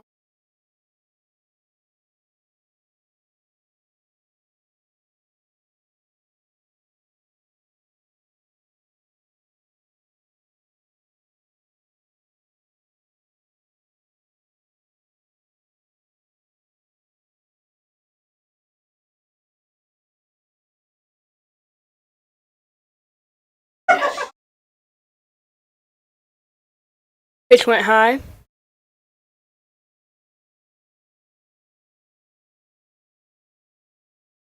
Got the runner on first. One out. Top of the hard ground ball right up the middle. Diving play for Brock Daly. Doesn't get it though. Runners now on first and second. Scoring position.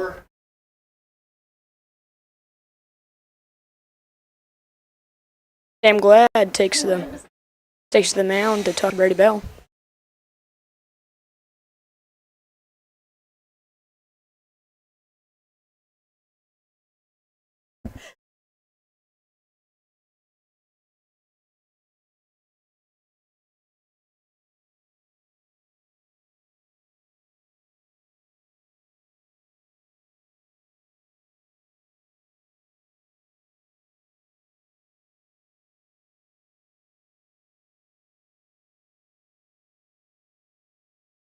Ball outside.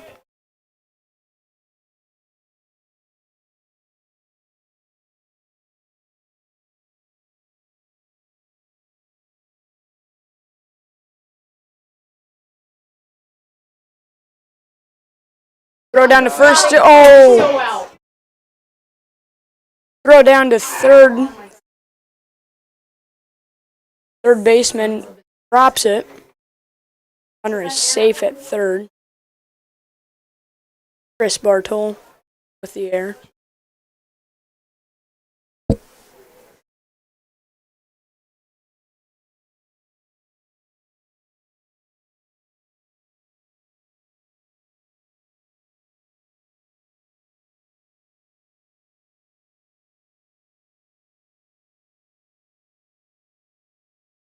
Hard ground ball between first and second.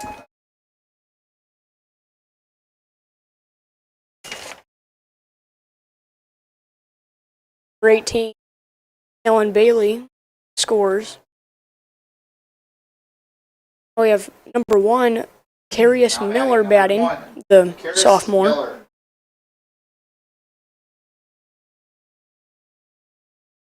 Brady.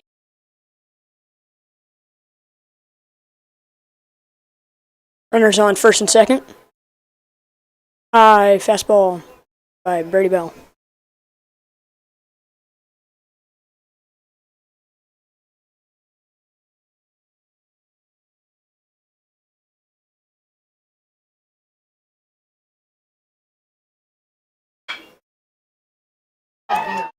Hard shot right past his shortstop. Come on, fire it, B. They're waving him home. That's out. That's out. Throw out at home. Good throw. Way to fire, B. Ben Q-Michael throws it all the way down to Sam Glad and gets the out at home plate. There's now 2 outs, runners on second and third.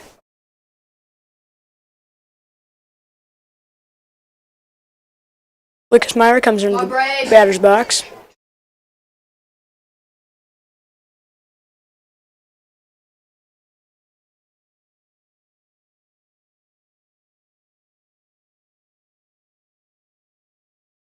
Pitch thrown high by Brady Bell.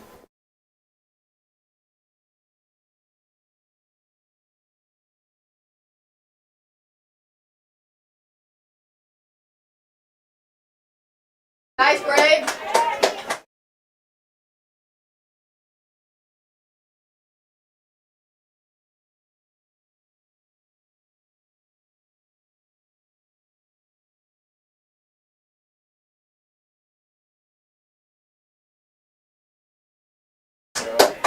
Another swinging strike. 4.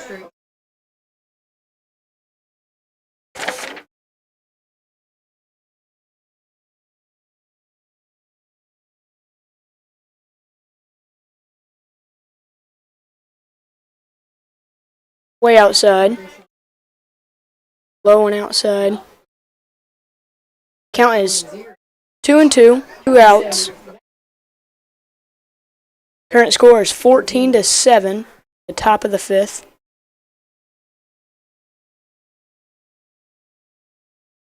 Come on, Brave.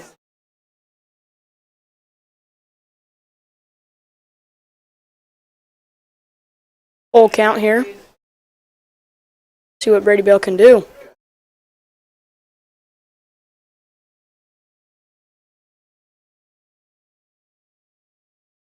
Baby, that baby. Ooh, got him looking. Backwards K. Lucas thought he had the walk.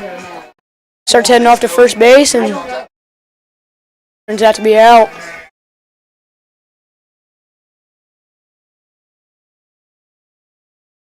While we wait, I'd like to give a shout out to another sponsor over here.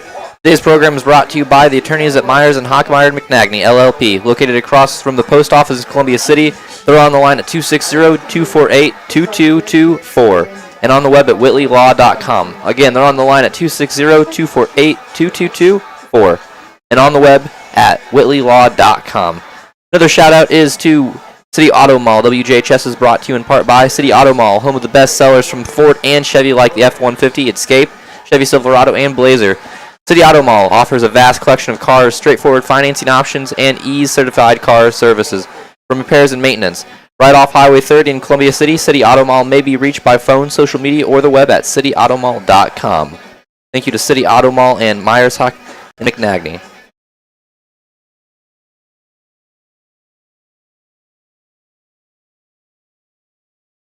Now, John, have you ever been to a professional baseball game? I have been to Wrigley Field once when I was in Cub Scouts, and we slept on the field, and I was so young at the time I didn't even understand what was happening. But it was a prized memory. I still was a prized memory. Said you were in Cub Scouts then? I was. Well, never made it to Cub Scouts. I was in Cub Scouts. I was thinking of Boy Scouts. Never made it to Boy Scouts. I was in Cub Scouts for a few years, and it was good few moments there.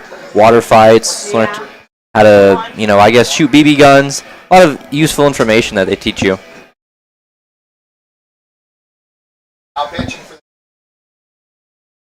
And then, how was your experience at Wrigley Field? Remembering a long time ago, I definitely bought a pack of cards that could be worth something. It was a lot. I just remember all the big stadium. I remember that half the field was covered in tents by the end of the night, and it rained like crazy. But it was definitely a good experience overall. I mean, there was a lot of hectic plays, kind of like what we're seeing from the Eagles right now. As we see, we're kind of picking up pace a little bit, 14-7, unlike the first inning where we were 4-0 there. Bottom of the fifth period, Eli. I think this could be anybody's game right now. We're picking up steam. We got some momentum going. What do you think about that? What's your thoughts on it? Thinking we just got to have a good defense. We had to get our pitches straight, and then we got to have our good fielding. It all comes with the defense. But then we also got to get our bats rolling. But I think if we can hold them out in the next 2 innings and get our bats together, we can definitely get this into a really close ball game. I definitely agree with you, Eli. I agree with you there.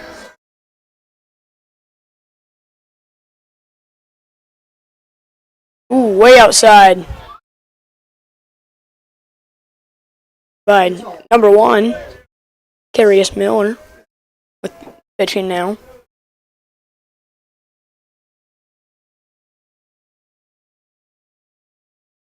Another outside pitch.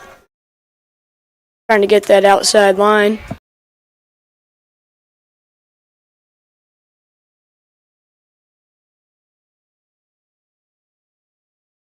There he goes. There's a strike.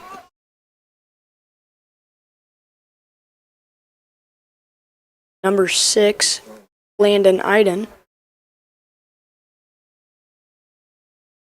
Ball just misses inside.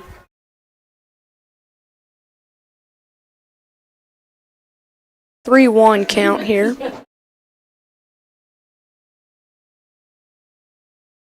Low strike. Full count now. See if Landon can get a hold of one here.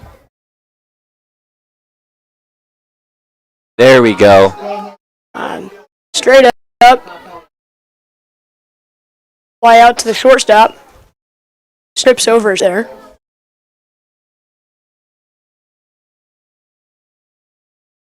One out. The bottom of the 5th. Johnson.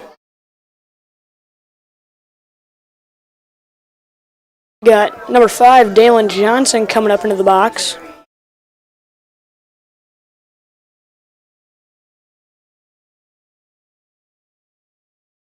Ball low and in the dirt.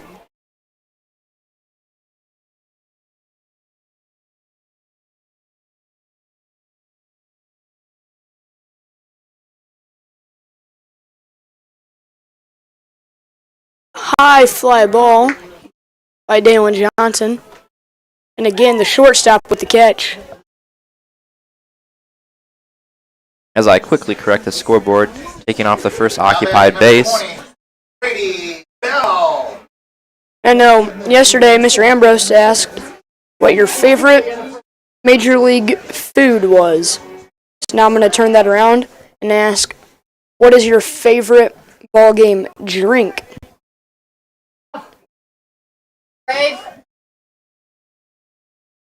Definitely have to think I'm going to go with root beer here. I'm a good root beer fan. Ask the viewers, that's a good question. Turn it around, Mr. Ambrose. See what the viewers have to say about that.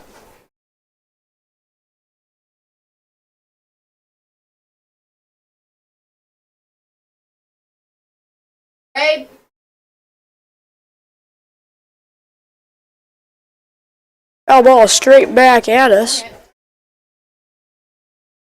Brady Bell. Count is 0-2 now.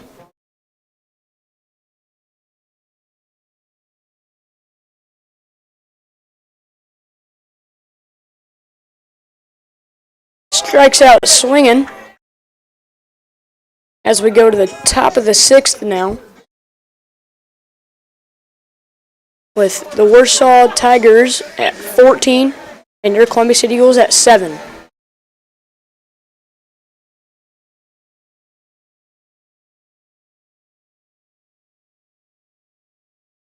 Eli Willie Wade, I'd like to give a shout out to Flowtech Plumbing and Heating. Tonight's microphones are brought to you in support of Flowtech Plumbing and Heating, offering furnace tune-ups and complete repairs, serving locally for 30 years.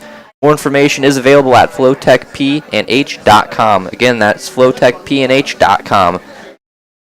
I'd like to give another shout out to Moo Over Ice Cream. WJHS is brought to you by Moo Over Ice Cream Shop. Building flavors from scratch, Moo Over offers ice cream flavors from sunny chocolate, nut-free strawberry jam, Rocky Road, and custom pecan. Moo Over also adds a variety of family sundaes, soft serves, shakes, tumbleweeds, and gluten-free desserts that accompany ice cream. Moo Over is a plant-based ice cream shop tailored to those who have either a sensitivity to dairy, allergy, or taking a more healthy approach to eating. Moo Over Ice Cream, located right across the street from the furniture store in downtown Columbia City. Thank you again to Moo Over Ice Cream.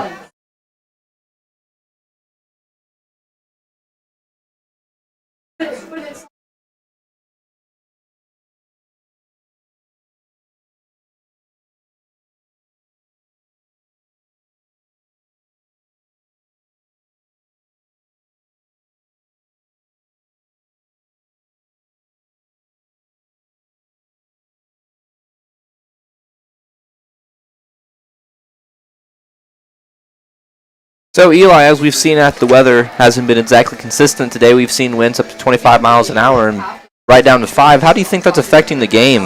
You think these are throwing the pitchers off so much with the wind changing like it's nothing? It's got to change because with your pitching, when you're throwing your ball, you got to adjust to your wind. And at the beginning of the game, it was 15 miles an hour, and then it picked up towards the third inning. Now it's dying back down. It's just a hard adjustment to make for your pitchers.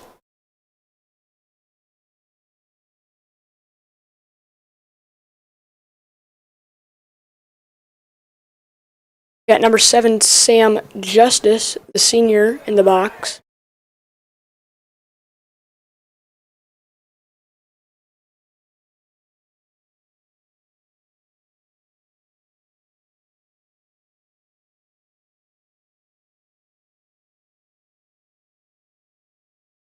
Brady Bell with a strike.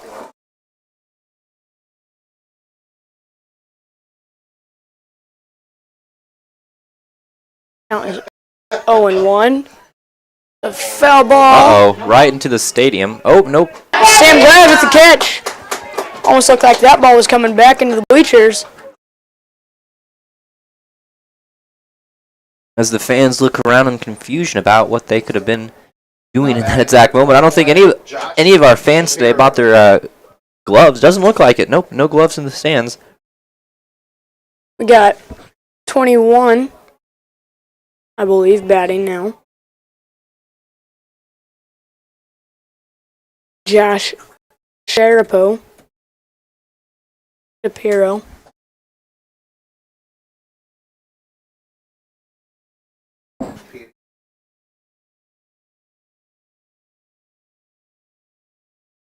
Foul ball. Count is 1-1 with 1 out. Here in the top of the 6th inning.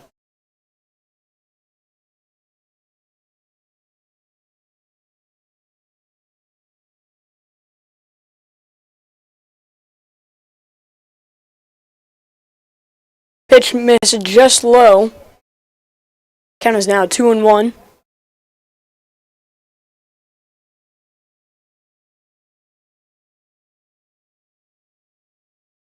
As Brady Bell kicks and delivers. Just inside. Let's go, Braid! Count is 3-1 now.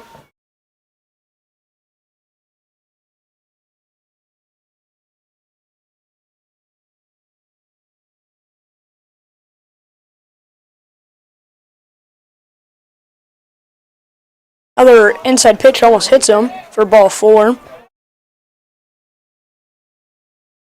Good, Braid! Got number 24, Jet Woodward, coming into the box. Takes his signs.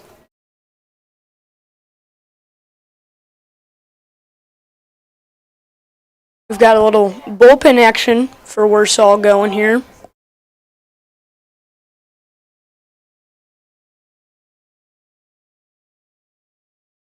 First pitch a little low and outside for ball one.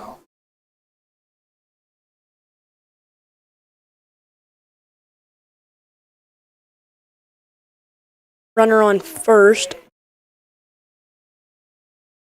Devin Kreider holding him on. Pickoff attempt. He's safe. Plenty of time.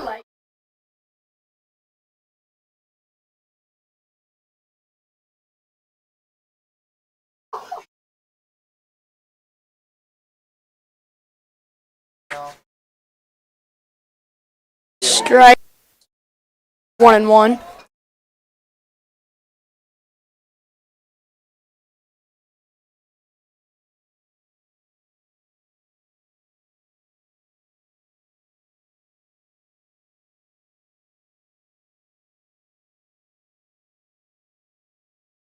Jet gets a hold of that one, takes it into center field, but caught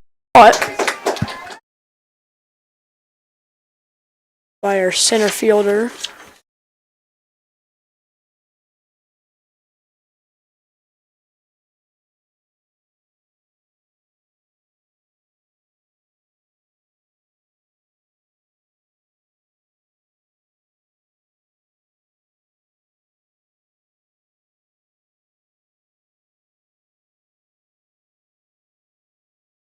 Brady's pitch a little low.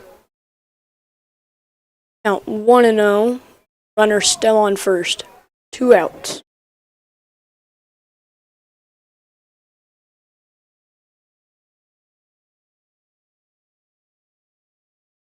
Straight up. Devin Kreider says he's under it. Catches it and falls, but hangs on to it. That retires the side. See what the Eagles can do here in the bottom of the 6th. They got to get something going here if they want to have a chance at this ball game.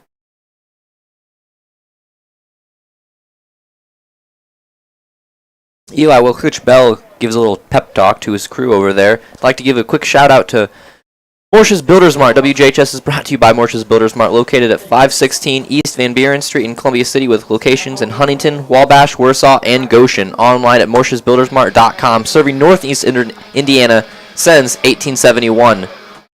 This broadcast is brought to you by Bart's Car Store, selection of cars, trucks, vans, SUVs. Bart's Car Store offers test drives, cash for trade-ins, and financing options. Bart's Car Store, serving Columbia City, Whitley County, and Fort Wayne. Thank you again to Bart's Car Store and Morse's Builders Mart. Looks like we got a comment right here. 100% Lemonade is their favorite ballpark drink. I'll be honest with you, I'm a lemonade addict. It's horrible. It's bad for me. Lemonade's not good, but I love lemonade so much. The simple lemonade with a little bit of raspberry in there, it definitely is my weakness. I definitely think the best is raspberry. What do you think, Eli? You drink a lot of lemonade? I do. It's a very good drink, in my opinion. It is. You like it sour, super sour, where you can't even drink it? Makes the bottom of your jaw kind of curl up a little bit. It's got to be a little sour, else it's not any good. Yeah, it's just water and sugar. Oh, yes. None of that.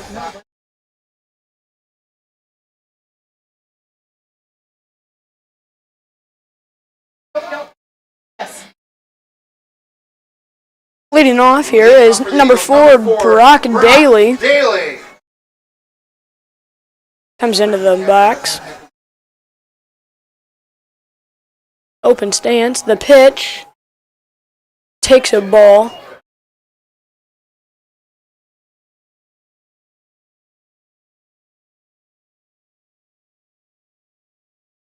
Another outside pitch. Count is 2-0 now to Brock Daly.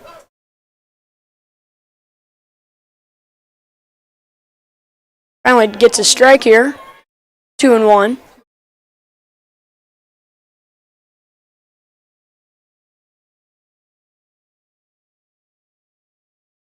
Pitch way outside and low.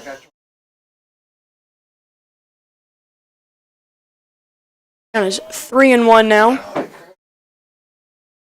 The lead off Brock Daly. Pitch just misses outside.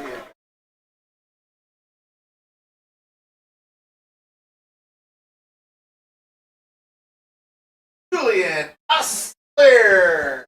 We got Julian Osler up to bat now.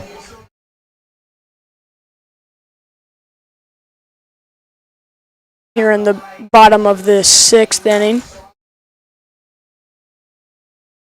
See if he can put anything into play to advance Brock Daly around the bases.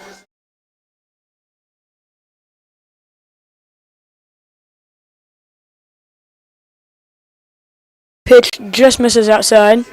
1-0 to Julian Osler. The transfer from Homestead.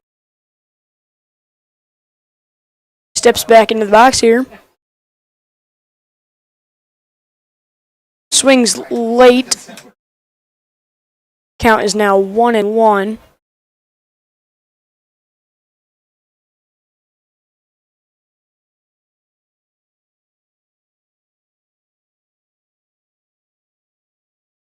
Gets a hold of it, gets it into the gap.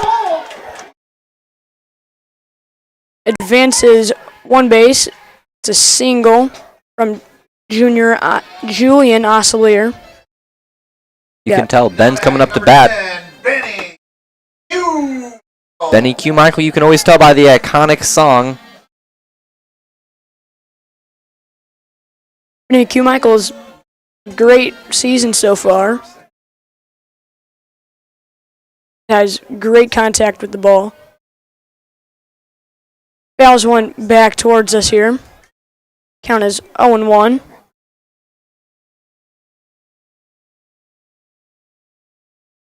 Still some bullpen action going on for Warsaw.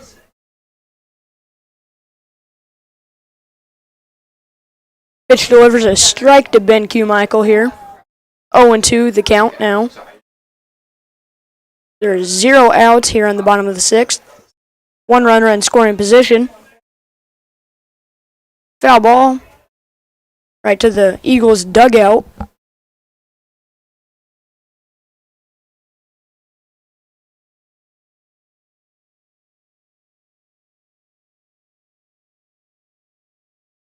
We got Sam Glad on deck here as Ben takes the ball. 1-2.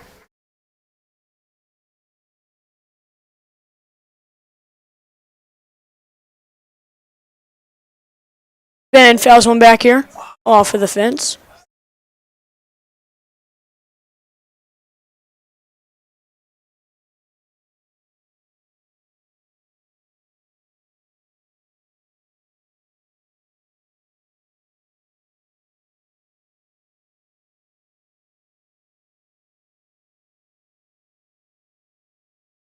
Got Ben looking backwards K for the first out. The bottom of the 6th inning here. Sam Glad comes up to bat with the run last game. See if he can get a ball hit out into the deep outfield, bring in a couple runs.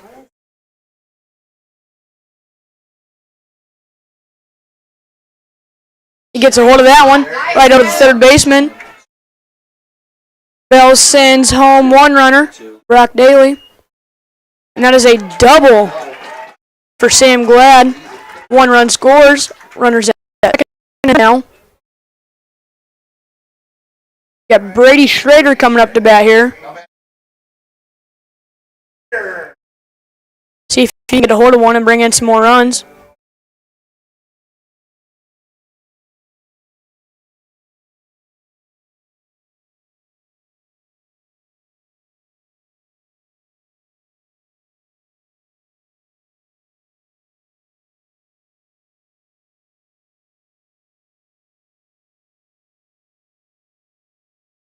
The pitch to Brady Schrader.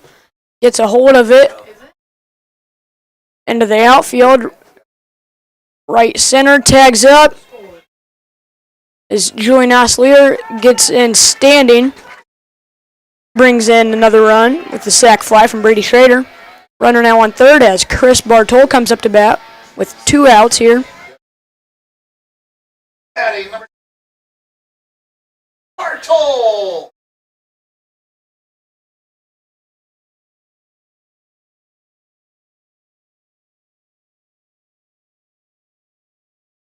The pitch to Chris is outside and low for ball one here.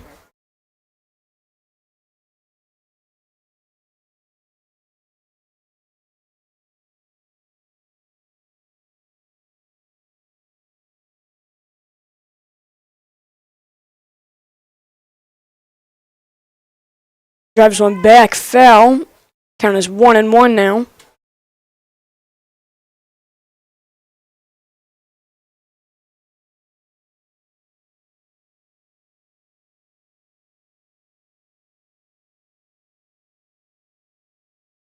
Swing and a miss by Chris. Count is now 1-2. See if he can get some contact here. Drive in or another run.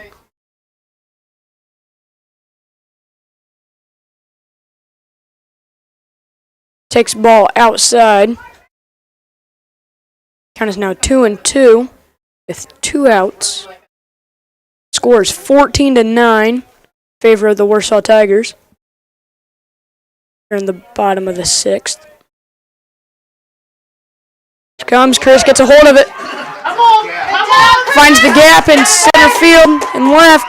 1 run scores. He's going to second. Safe at second is Chris Bartol. Drives in Sam Glad. It is now 10-14. Are you fight back?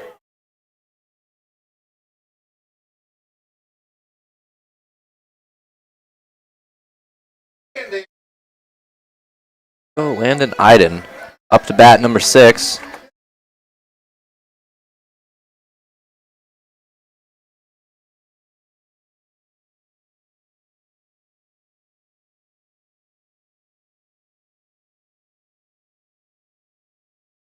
Pitching coach coming out now.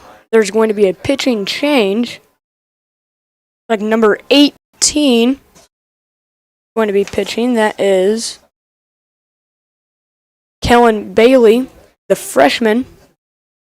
As we have a little meeting at the mound, Coach Bell took a chance to have a little prep talk or a little mission statement with his boys down there.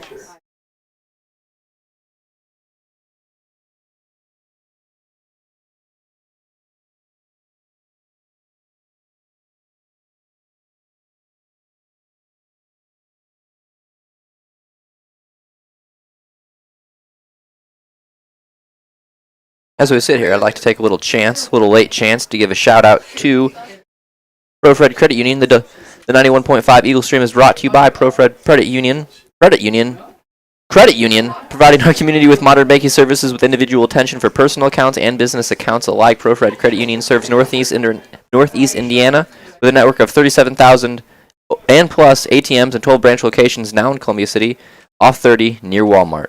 Thank you again to ProFred Credit Union.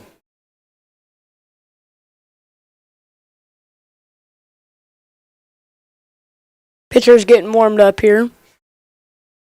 Bell sent his runner back to second, and his batter's at back out here to warm up. Got number 6, Landon Iden, up to bat. And then number 5, Dalen Johnson on deck.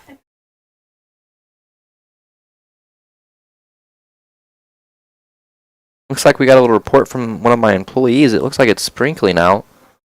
I hope that doesn't start down to be a downpour.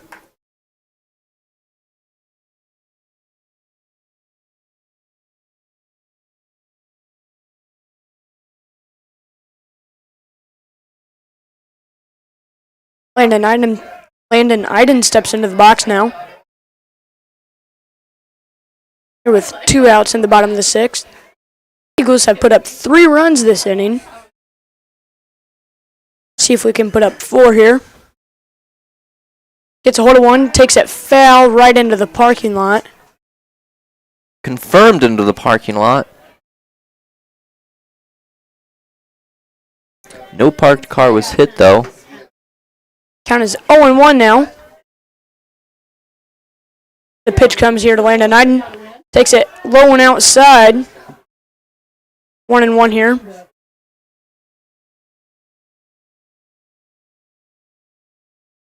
See if he can switch spots here with Chris Bartol out there on second base. Misses that one. Swinging. 1-2 here.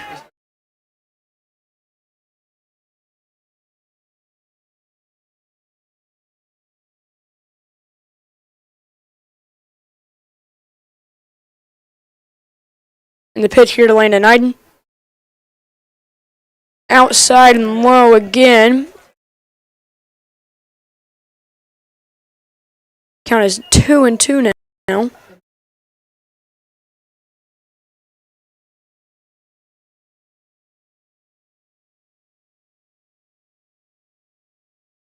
Ball high. Brought it back to a full count now. See what Landon Iden can do here.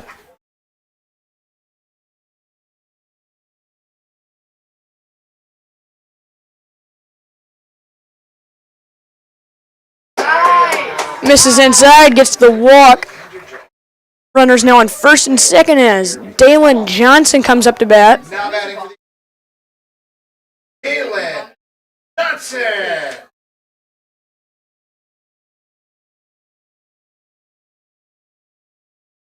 Dalen Johnson up to bat with Brady Bell on deck. Again, runners on first and second. The pitch. Foul ball into the Warsaw bullpen. 0-1 here to start Dalen Johnson's at bat.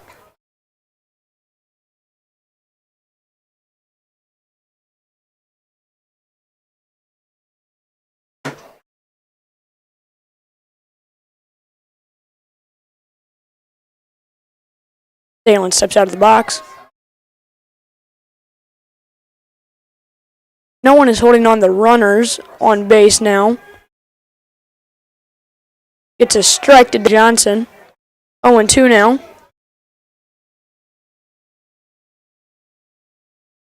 See if he can make a play here. Bring in a run.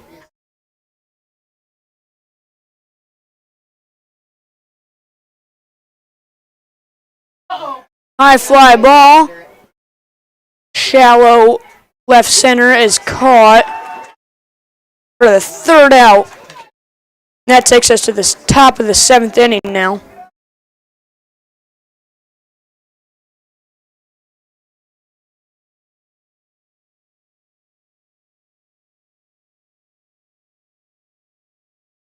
Welcome back, Mr. Ambrose. Saying a goodbye to Eli really quick.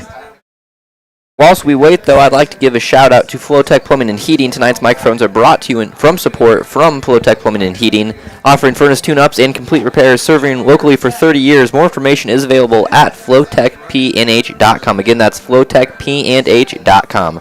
Thank you to Flowtech Credit.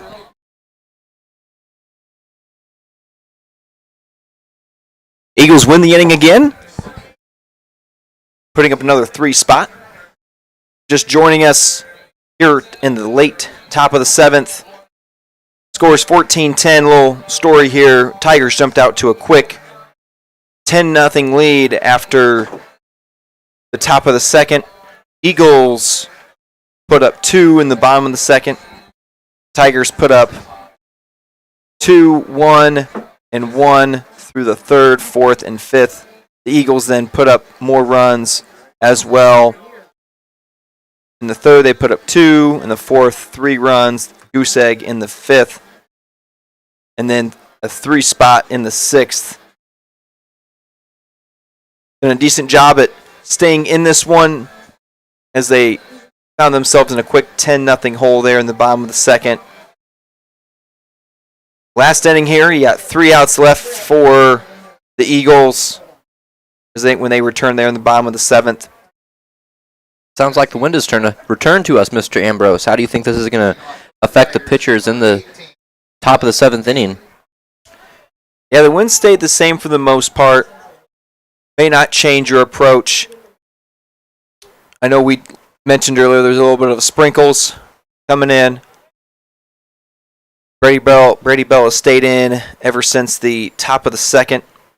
Done a good job at containing the Tigers' bats. As a check swing's gonna fall to Brock Daly, and it just takes a weird hop as he Goes to grab it, squirts away from him. Give that an infield single. Tough play there. It was a check swing. As we're transitioning batters, I'd like to take a chance to give a little shout out to the employees making this possible. Cole Staff right next to me, Avery Stellhorn back at the right field camera, and Tilly Nelson sitting back at the board, switching the camera angles, running the scoreboard, making this possible. I want to give a shout out to them.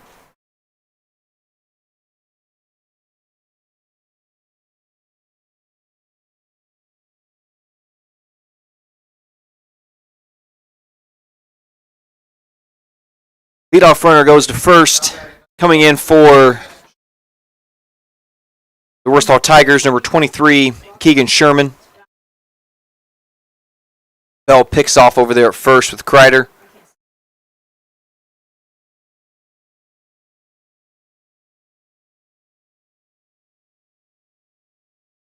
Brock Daly's over there at double play depth at second. Sherman's got an open stance.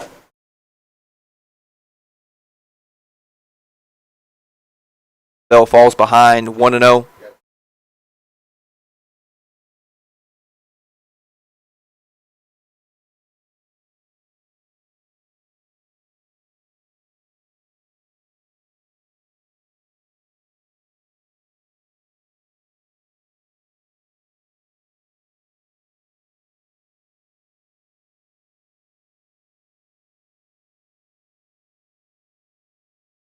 It's been nice to see the Eagles keep their fight throughout this one.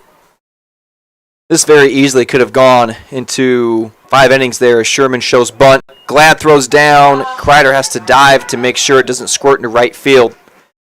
Eagles very easily could have had this one end in 5 innings. They've done a great job at battling back, staying mentally tough, letting their bats do some talking here. They've played, for the most part, a solid defensive game. They've had a play or two where they could have snagged it out. That would have saved a run. That could come back to haunt them. As again, they're only down 4 runs here. You throw up another goose egg, you can very easily put up 4 runs in the bottom of the 7th. You're going to have the bottom half of your order showing up in the bottom of the 7th. As the top started off the bottom of the 6th. And as we've seen for the trend, that actually isn't that hard for the Eagles, as we've had a high of 3 runs in an inning. And they've only had 2 goose eggs so far. They've yet to eclipse the 3-run mark as Bell loses a full count there. And Coach Bell is very upset with the calls behind the plate. And this is, again, I wasn't at the game last year, but this is similar to what we saw last year. Coach Bell getting upset with the umpiring crew for some calls that can go either way, letting him know that he's not happy. Infield flies in effect. We got runners at first and second. Let's go, Brady. Lefty number 4, Logan O'Malley, steps up, sophomore second baseman here, looking for a double play. And there's a strike. There you go.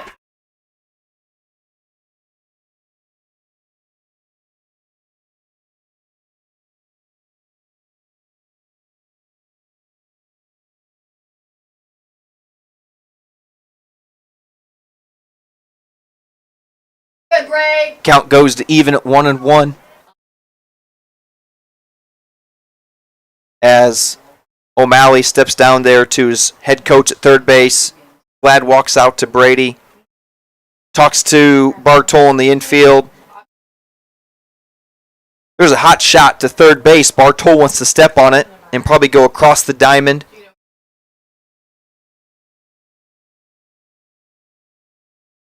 Infield's in double play depth. Bartol's on the grass. There's a bunt. Trying to move those runners over. As Tigers looking for some insurance runs here in the top of the 7th.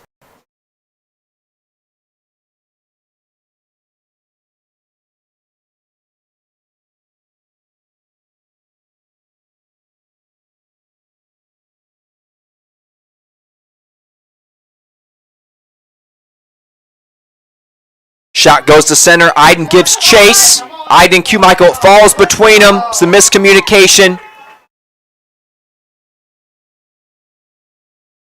No damage done as the bases are loaded.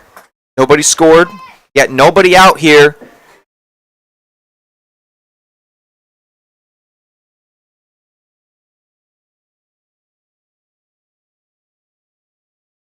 As the Tigers are back to the top of the order with Karis Miller. Going to be tough here to throw a goose egg. Infield's in. Miller wants to put something up the middle in the air.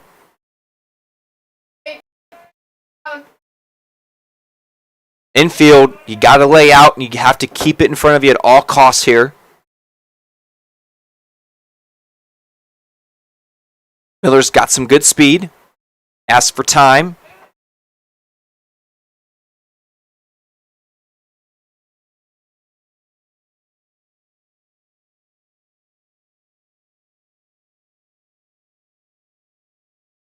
There you go. Brady brings it back to even with 1-1.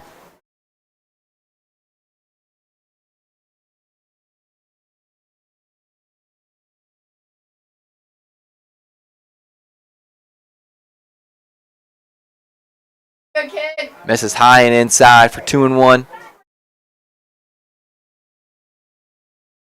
Bases are loaded. No outs on the board. This could be a play right here that the Eagles don't recover from. Get out of hand here pretty quickly. Eagles definitely have to be careful. As there it is, keeps in front. And nice play by the Eagles defense. We said you got to dive, keep it in front. Coach Daly would be proud of his infield. Johnson dives, knocks it down. Bartol picks it up, throws to Glad at home, and they get the out. Force out at home. That's what I was talking about. They have to be careful. That could have been very big for the Eagles. Glad the defense was on that pretty well.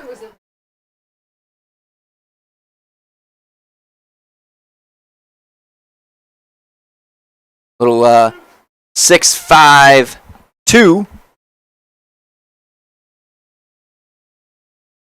And all you need here is a ground ball to turn two with Daly, Johnson, and Kreider at first base. Corners are in, as suicide squeeze could be on here.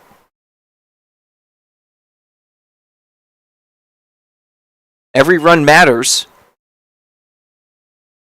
Tigers only hold a four-run lead. Pitch goes outside for 2-0.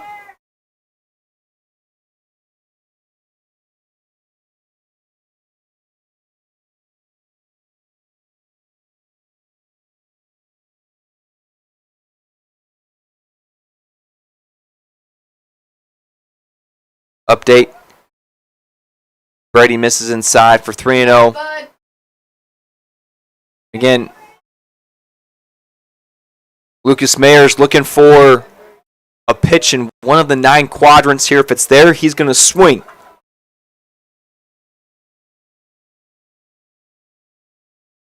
It's not, he's taken. And there's a strike. Mr. Ambrose, did we get an update for Coach's Corner to see what the junior varsity team at Warsaw right now is happening? So, JV, their game is concluded.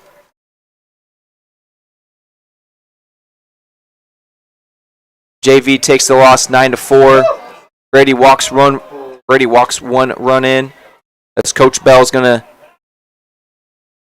make the slow walk out there to the pitcher's mound.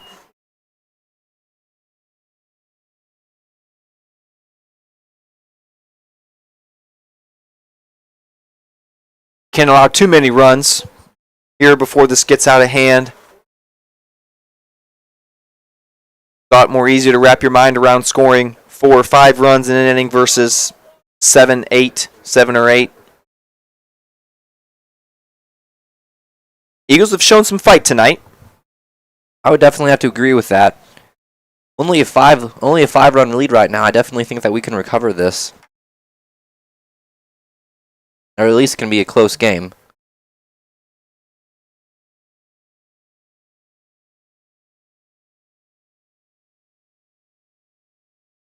Looking for a pop-up or ground ball in the infield, right at him. Turn 2. Pop-up will be an infield fly.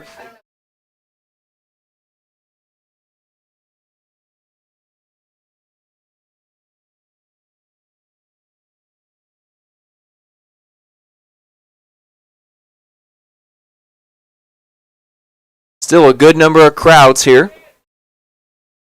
Nobody's leaving early. I wouldn't. Tight game. I'm excited to see what happens. Brady bounces back to even the count up at 1-1.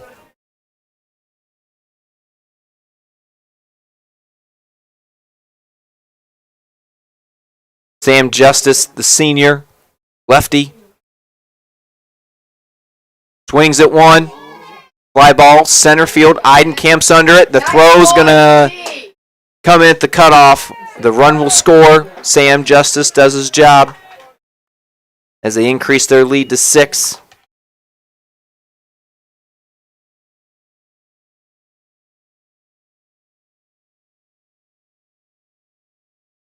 Two outs. Runner at second. Umpires signal each other for a timing play. In the event of a non-force out and the runner scoring at home, the runner scores before a non-force out, the run counts.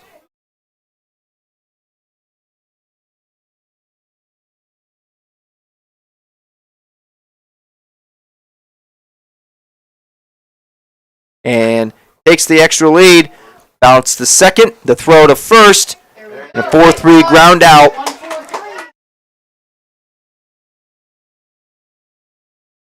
1-4-3 ground out as Bell was able to get his hand on it there as it rolled there to Daly.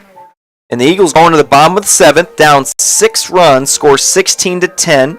High scoring matchup tonight. Definitely is, Mr. Ambrose. It's a tense game. Excited to see what happens. I'm sure all the fans are in their seats right now. No one wants to leave. Speaking of no one wants to leave, let's get a shout out going on here. A shout out, WJHS is brought to you by Move Over Ice Cream. Building flavors from scratch, Move Over offers ice cream flavors including sunny chocolate, nut-free strawberry jam, Rocky Road, and custom canned pecan. Move Over also offers a variety of family sundaes, soft serves, shakes, tumbleweeds, and gluten-free desserts that accompany ice cream. Move Over is a plant-based ice cream shop tailored to those who have either a sensitivity to dairy, allergies, or taking a more healthy approach to eating. Move Over Ice Cream is located right across from the furniture store in downtown Columbia City. Thank you again to Move Over Ice Cream Shop.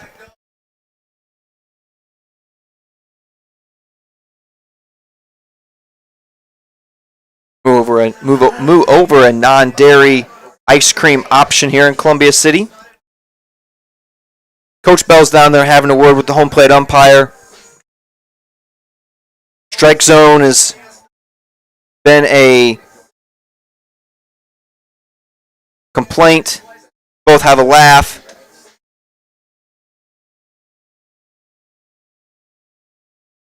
Coach Bell is not a verbal coach towards an umpire very often.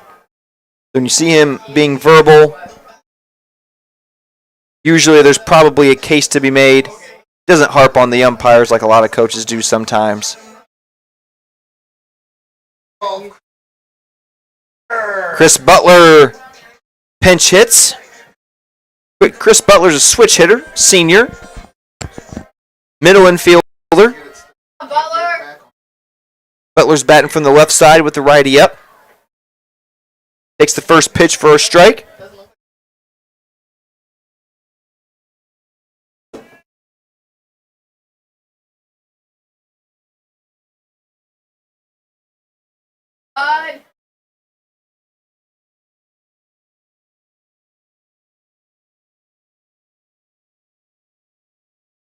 Earlier, the Lady Eagles softball got some revenge on the Whitkill Wildcats. 5-2 victory earlier this evening as Butler swings and a miss on a high fastball. The 9-hole, we got 9-1 here. 1 out. Brock Daly steps in. Brock Daly's been a very critical, active part of this Eagles offense early this season as he takes a pitch inside for ball 1. Brock Daly had a beautiful bunt down the first base line earlier. Ooh, shot right back up the middle. Has a chance. Bang, bang play. Oh. That's a bang, bang play right there. I wish we had those replays, If we Mr. had the Ambrose. replay option, we could. And I bet you the IHSAA wouldn't be too happy about that either. That's why we don't show it right down the middle. Feel bad for the pitcher. Looks like he recovered well, though.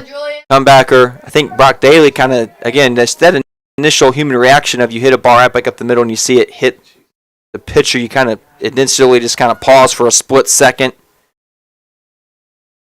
That was a bang, bang play.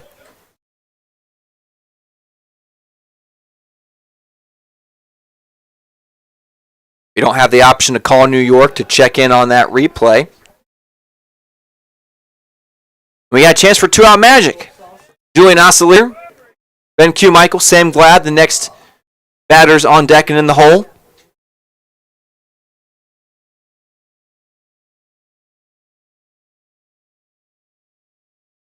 Oscilier rocks one to third, the backhand, bobbled. And that'll do it. It's the 5-3 ground out. Puts the staple in the game for the evening.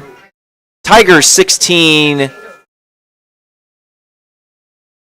Eagles 10. And again, we can sit here and look at the negatives. But I think there are some positives. You didn't buckle. You were down 10-0. You came back and you scored 10 runs.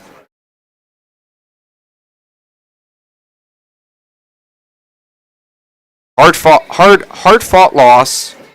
They stayed in it. Going into 6 games next week. You're going to put this one behind you pretty quickly. You're going to focus on the 6 games of next week. You got a conference game against DeKalb. Look at that schedule one more time. You open up Busco on Monday, and that's a revenge game. County game. Rival. Busco took the W last year. Tuesday, you play at Carroll. So 2 straight games. You got 3 straight games on the road. Monday, Tuesday, Wednesday. You're going to see what this Eagles team's made of on those three games. They get a break on Thursday. They come back home from Manchester, when we'll see you again. And those 3 games, you're probably hoping, obviously you want to win all 3, but you'd be satisfied going 2-3. As those 3 programs, again, are competitive. Most of the programs on the schedule are going to be competitive. The doubleheader at Saturday at West Noble, that should be a sweep for the Eagles.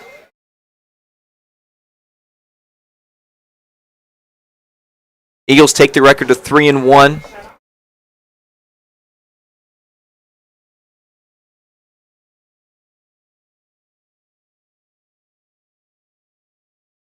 Crowd starts to depart. There is rain supposed to come this evening. Glad that rain was able to hold off. Definitely glad the rain could hold off. Didn't want to pack up any of my camera equipment too early.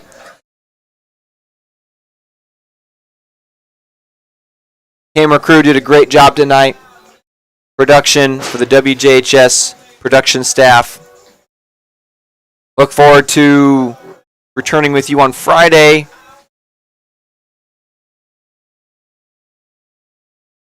Students have an extra long weekend here.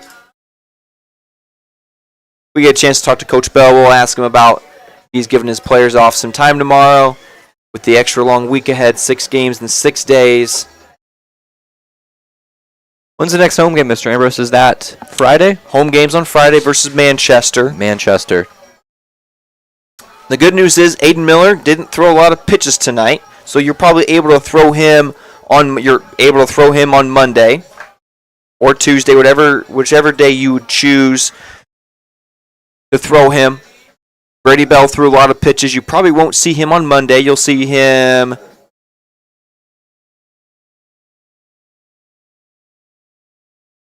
Tuesday or Wednesday. Chris Bartol will probably throw on Monday or Tuesday.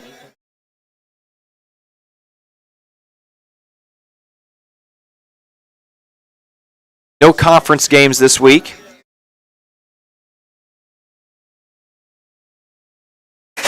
In 3 straight road games.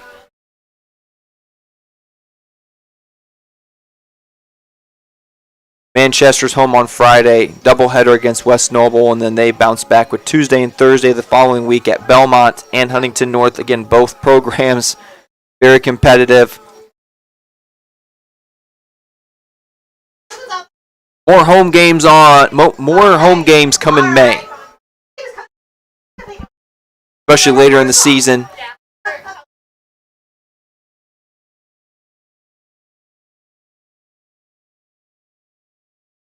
Looks like Coach Bell's going to start to make his way up here. Yeah, we'll see here in just a few minutes.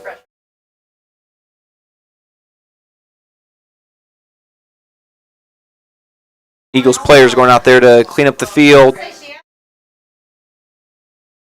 Looks like we are going to be presented with Mr. Bell's presence. Coach Bell, that is.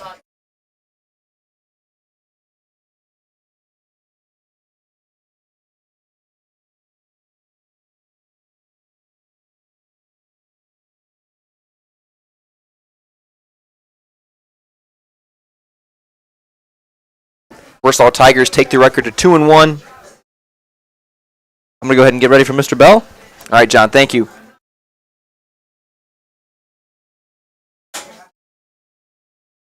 You wait for Coach Bell. Give you a rundown of the box score. Tigers, they definitely brought their bats. They had as many hits as runs. 16 hits, 16 runs. Both teams end up with 4 errors. Eagles, 5 hits, 10 runs. Chris Bartol, multi-hit game. He had 2 doubles, 4 doubles as a team. 4 of the 5 hits were doubles. 3 stolen bases. Brady Bell came in 6 innings, gave up 10 hits, had 5 strikeouts. Brady faced 33 batters through 102 pitches. You definitely won't see him probably until Wednesday against Fort Wayne Concordia.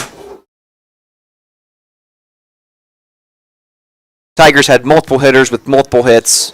That top of the order.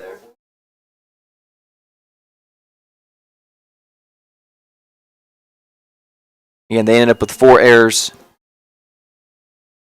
Joining me in the booth, Coach Bell. Thanks for taking time.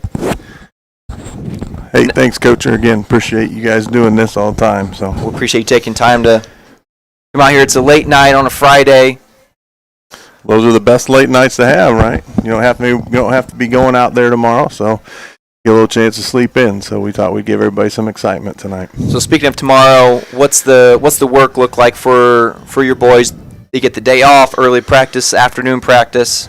No, we're not taking a day off. We have 10:30, 12:30 tomorrow where we'll come in, and that's what we talked about right here at the end is just. We had a lot of goals set, and we still have a lot of goals set. And all this does is it stops our first goal, which was to win the first. I mean, we expected to be 5-0, and that was our goal out there. So, while it's a setback to that goal, as we talked, a championship team learns and sees the things that we could have done different. And that's what we talked right there at the end is, is this team better than you? No, they're not. I mean, Warsaw's not better than us. They were better than us tonight, and they were better than us in the first 2 innings. And they beat us 10-2 in the first 2 innings, and we beat them the rest of the game, right? And that's the struggle right there. And so, what can we learn from this? What can we take? if we can take something and learn how to improve, then this will be what it's supposed to be again. And we talked last night, right? Like, a game is nothing more than a chance to see where you are at practice, where are the holes that you got to fix, and this just exposed some things that we got to do better. And again, Warsaw's a really, really good team, and you know, the way we hung with them and fought with them is good. I'm talking too much, so No, you're not. You mentioned again tonight they brought their bats. 16 hits on 16 runs. They definitely brought the bats tonight. Yeah. What after the first 2 innings, after the top of the second, you rallied your boys. What was kind of that rallying message that you gave them after the top of the second? Well, it was actually right at the end of top of 2. Thanks. That's what I just said. I pulled them in. I said, you've played an inning and a half of a game, 1.5 innings. That's it. Are you done? Like, seriously, it's supposed to start raining. It's going to get cold. If you're done, just let me know. We'll get out of here before these storms come. But I'm going to tell you, and these exact words. I'm going to tell you is, we had this exact same situation year 1 when we played, right? When we played this team our first year here. They jumped us early, and it was 12-2 in the bottom of the 5th. And so we came to bat 12-2. We got to have 1 to stay, and we ended up losing that game 17-15. And that's exactly what I told them. I said, but that team back then knew that they weren't done after an inning and a half. After 5, they knew they weren't done, and they fought all the way back. You're a more talented group than that team. Now we're going to see where your guts are. And to their credit, they got fired up. They got into the game, and they started doing something. And we won almost every inning after that until right here at the end, this last inning. And so disappointed, frustrated, but proud. You got to be proud of their heart and their guts and the way they fought and never gave up. And those are the things outside of life and perseverance that that we really want to teach them. So yeah, I was very impressed with the mental toughness that your team showed, the grit, not giving up. Again, you mentioned after the second inning, they pretty much won the game, won almost every inning after that. Yep. And again, defensively, I think on the scorebook it showed 4 errors. When your opposing team throws 16 hits up on the board, you just got to hit with them. And but yeah, the mental toughness. Very impressed with the team, with the boys, not giving up. Yeah, saw some good things. A lot of squared up balls there. Schrader started up the bottom of the second with a nice double. But you guys did a great job rallying back. Yeah. Great thing is you got 6 games next week. Yeah. Well, and it is, and that's the 2 things. And the biggest. There's no elephant in the room. I told guys we're going to talk about it yet tomorrow. This first thing we're going to do at practice is we're going to talk, and that talk is going to be. We've played now 3 games. We've played 3 games with 40-mile-an-hour winds blowing out, and we got a lot of guys that have a lot of power. And those they can hit the ball hard, and they do, and they try to hit the ball hard. And I preach that. Like, I want your plan to be to hit that ball hard. But now we're going to have that conversation. We've played 3 games with 40-mile-an-hour winds blowing out, and we've hit 1 home run. And nobody's hit any against us. And we lost tonight. They didn't hit any against us, and we lost. What they hit was hard line drives on the ground, through gaps, spots where we weren't. That's it, right? And that's the formula for a winning thing. Everybody loves to see the big hard hit and the powerful hit, and that's all great. But man, I'd love to see the 16-10 turned around and a 4-0 record, because we're hitting these. Because we got huge gaps out there that we could have hit there. Mm-hmm. So, that's the challenge that will come back in tomorrow. We talk about perfecting the boring, and that's one of the boring, right? You got to get your tee work to know how to hit that line drive when you see that ball. So. Well, yeah, 6 games too. Sorry, I know you asked that question. Nope, that's great. And there's a lot of tests. Busco's a cross-county rival, beat us pretty good last year. We're at their place, so that's always going to be a hard game. Our pitching rotation which always happens, right? I mean, you can plan the best plan you want, but pitching rotation kind of got thrown out of whack with tonight's game a little bit. So we'll kind of go back to the books this weekend and figure out how that's going to go. But, you know, I mean, Busco's going to be a tough one because, again, it's county rival. Turn around Tuesday, play Carroll, who's an outstanding team this year. I think one of the top-ranked teams in the area in 4A. Yeah, Coach Dalis we were texting back and forth today, and he said that DeKalb had a walk-off grand slam against them last night. 15-11. But Carroll's played a lot of tough competition already this year, and I think they're 7-1 or 8-1, and so they're always a good test for us. And then turn around right back again Wednesday and play Concordia, which again, Coach Urban always has those guys ready to go, and is always a tough game and a good competition. So, there's in those games, I think we match up. Everybody we play next week, we match up with really, really well. Carroll will be the one that is the one that they're a little bit bigger and they've probably got a little bit more talent, but doesn't mean that we don't match up with them the ability to do some stuff. But we got to fix the little things and we got to worry about ourselves. So it's just a bump in the road, and that's what we're after. So yeah, definitely looking forward to following you guys next week, and we'll return back on Friday. Hopefully, we get back on Friday versus Manchester. You guys have a winning record throughout that week with 3 straight away games: Monday, Tuesday, Wednesday, and then return home on Friday, and then West Noble for the doubleheader at West Noble. Yep. So, all right. Coach, thank you for taking your time. I think we got one of your players to ask a couple questions too. Good luck next week. Get some rest. Thank you. Yeah, thank you. Happy Easter, everybody. There's Coach Bell. Thank you for taking his time. Got a long week ahead of him. 6 games, 6 days.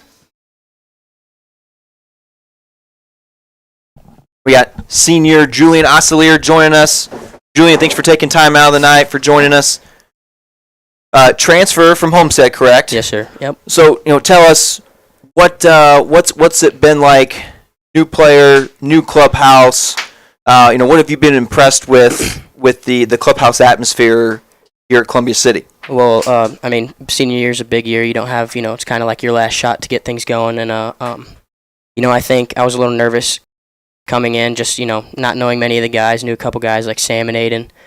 But I was welcome with open hands, and everybody, we're all friends, like a big brotherhood. So, there's no really bumps in the road with these guys, and we all put it together, and we're all friends. So good. I think that helps a lot. Yeah, it's very easy to tell from up here. Again, the camaraderie in the clubhouse, and just even past 4 years of seeing just how tight knit group that this program, this culture has. You guys have 6 games going into next week. What's the mentality after, again, a tough loss tonight? You guys battle back. What's kind of that mentality going into, you got practice tomorrow from 10:30 to 12:30. What's the mentality going into a six game week in 6 days? I think we need to go into practice tomorrow, like really trying to work on things and not be a laid back practice and kind of go hard tomorrow because it is a long week, 6 days. 6 games a week is a long week, so especially we got some big games coming up. We got Busco and I think Carroll next week as well. And, those are going to be some pretty hard games, and we need to come out hard on those first couple innings, which we need to work on as well. Yeah, first 2 innings. Talk us through it's hard not to get down after 2 innings. Team puts up 10 runs against you before you really have even had a chance to bat twice. Clubhouse in the dugout there. What was the atmosphere like? How what was the challenge of keeping guys' heads up and not getting down, not just wanting to roll over here after 2 innings? Coming in, you could kind of tell in the dugout and even on the field that things were kind of down. It always helps, when people, like some people stand up. Bartol was one of those guys. He got everybody up and didn't let everybody fall down, which is kind of something you need in there. He even took it to the game. He got 2 big hits that drove in some runs. Yeah. And starting out real low, it's a tough thing to do, but you also got to look at the scoreboard and know you got 7 innings in a game, and you can't base it off that 1 inning. So, like I said, got to come out strong, and they beat us those first 2 innings, and if you cut those off, it's a win for Columbia City. Right. Yeah, you guys stayed in it. You guys definitely made it a competitive game, and we knew it was going to be a competitive game coming in with a competitive program like Warsaw.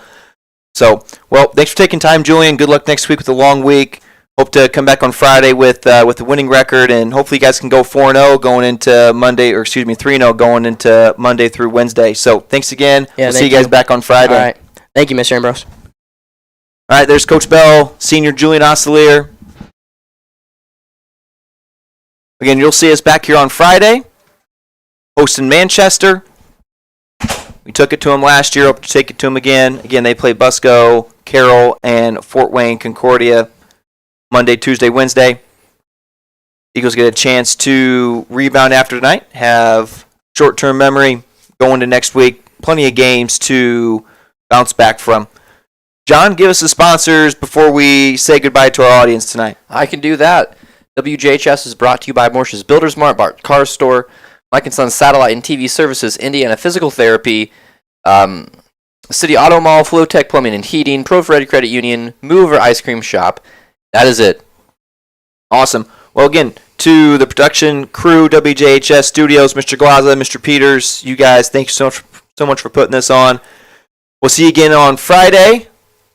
Enjoy your weekend. Happy Easter. Good night. Good night.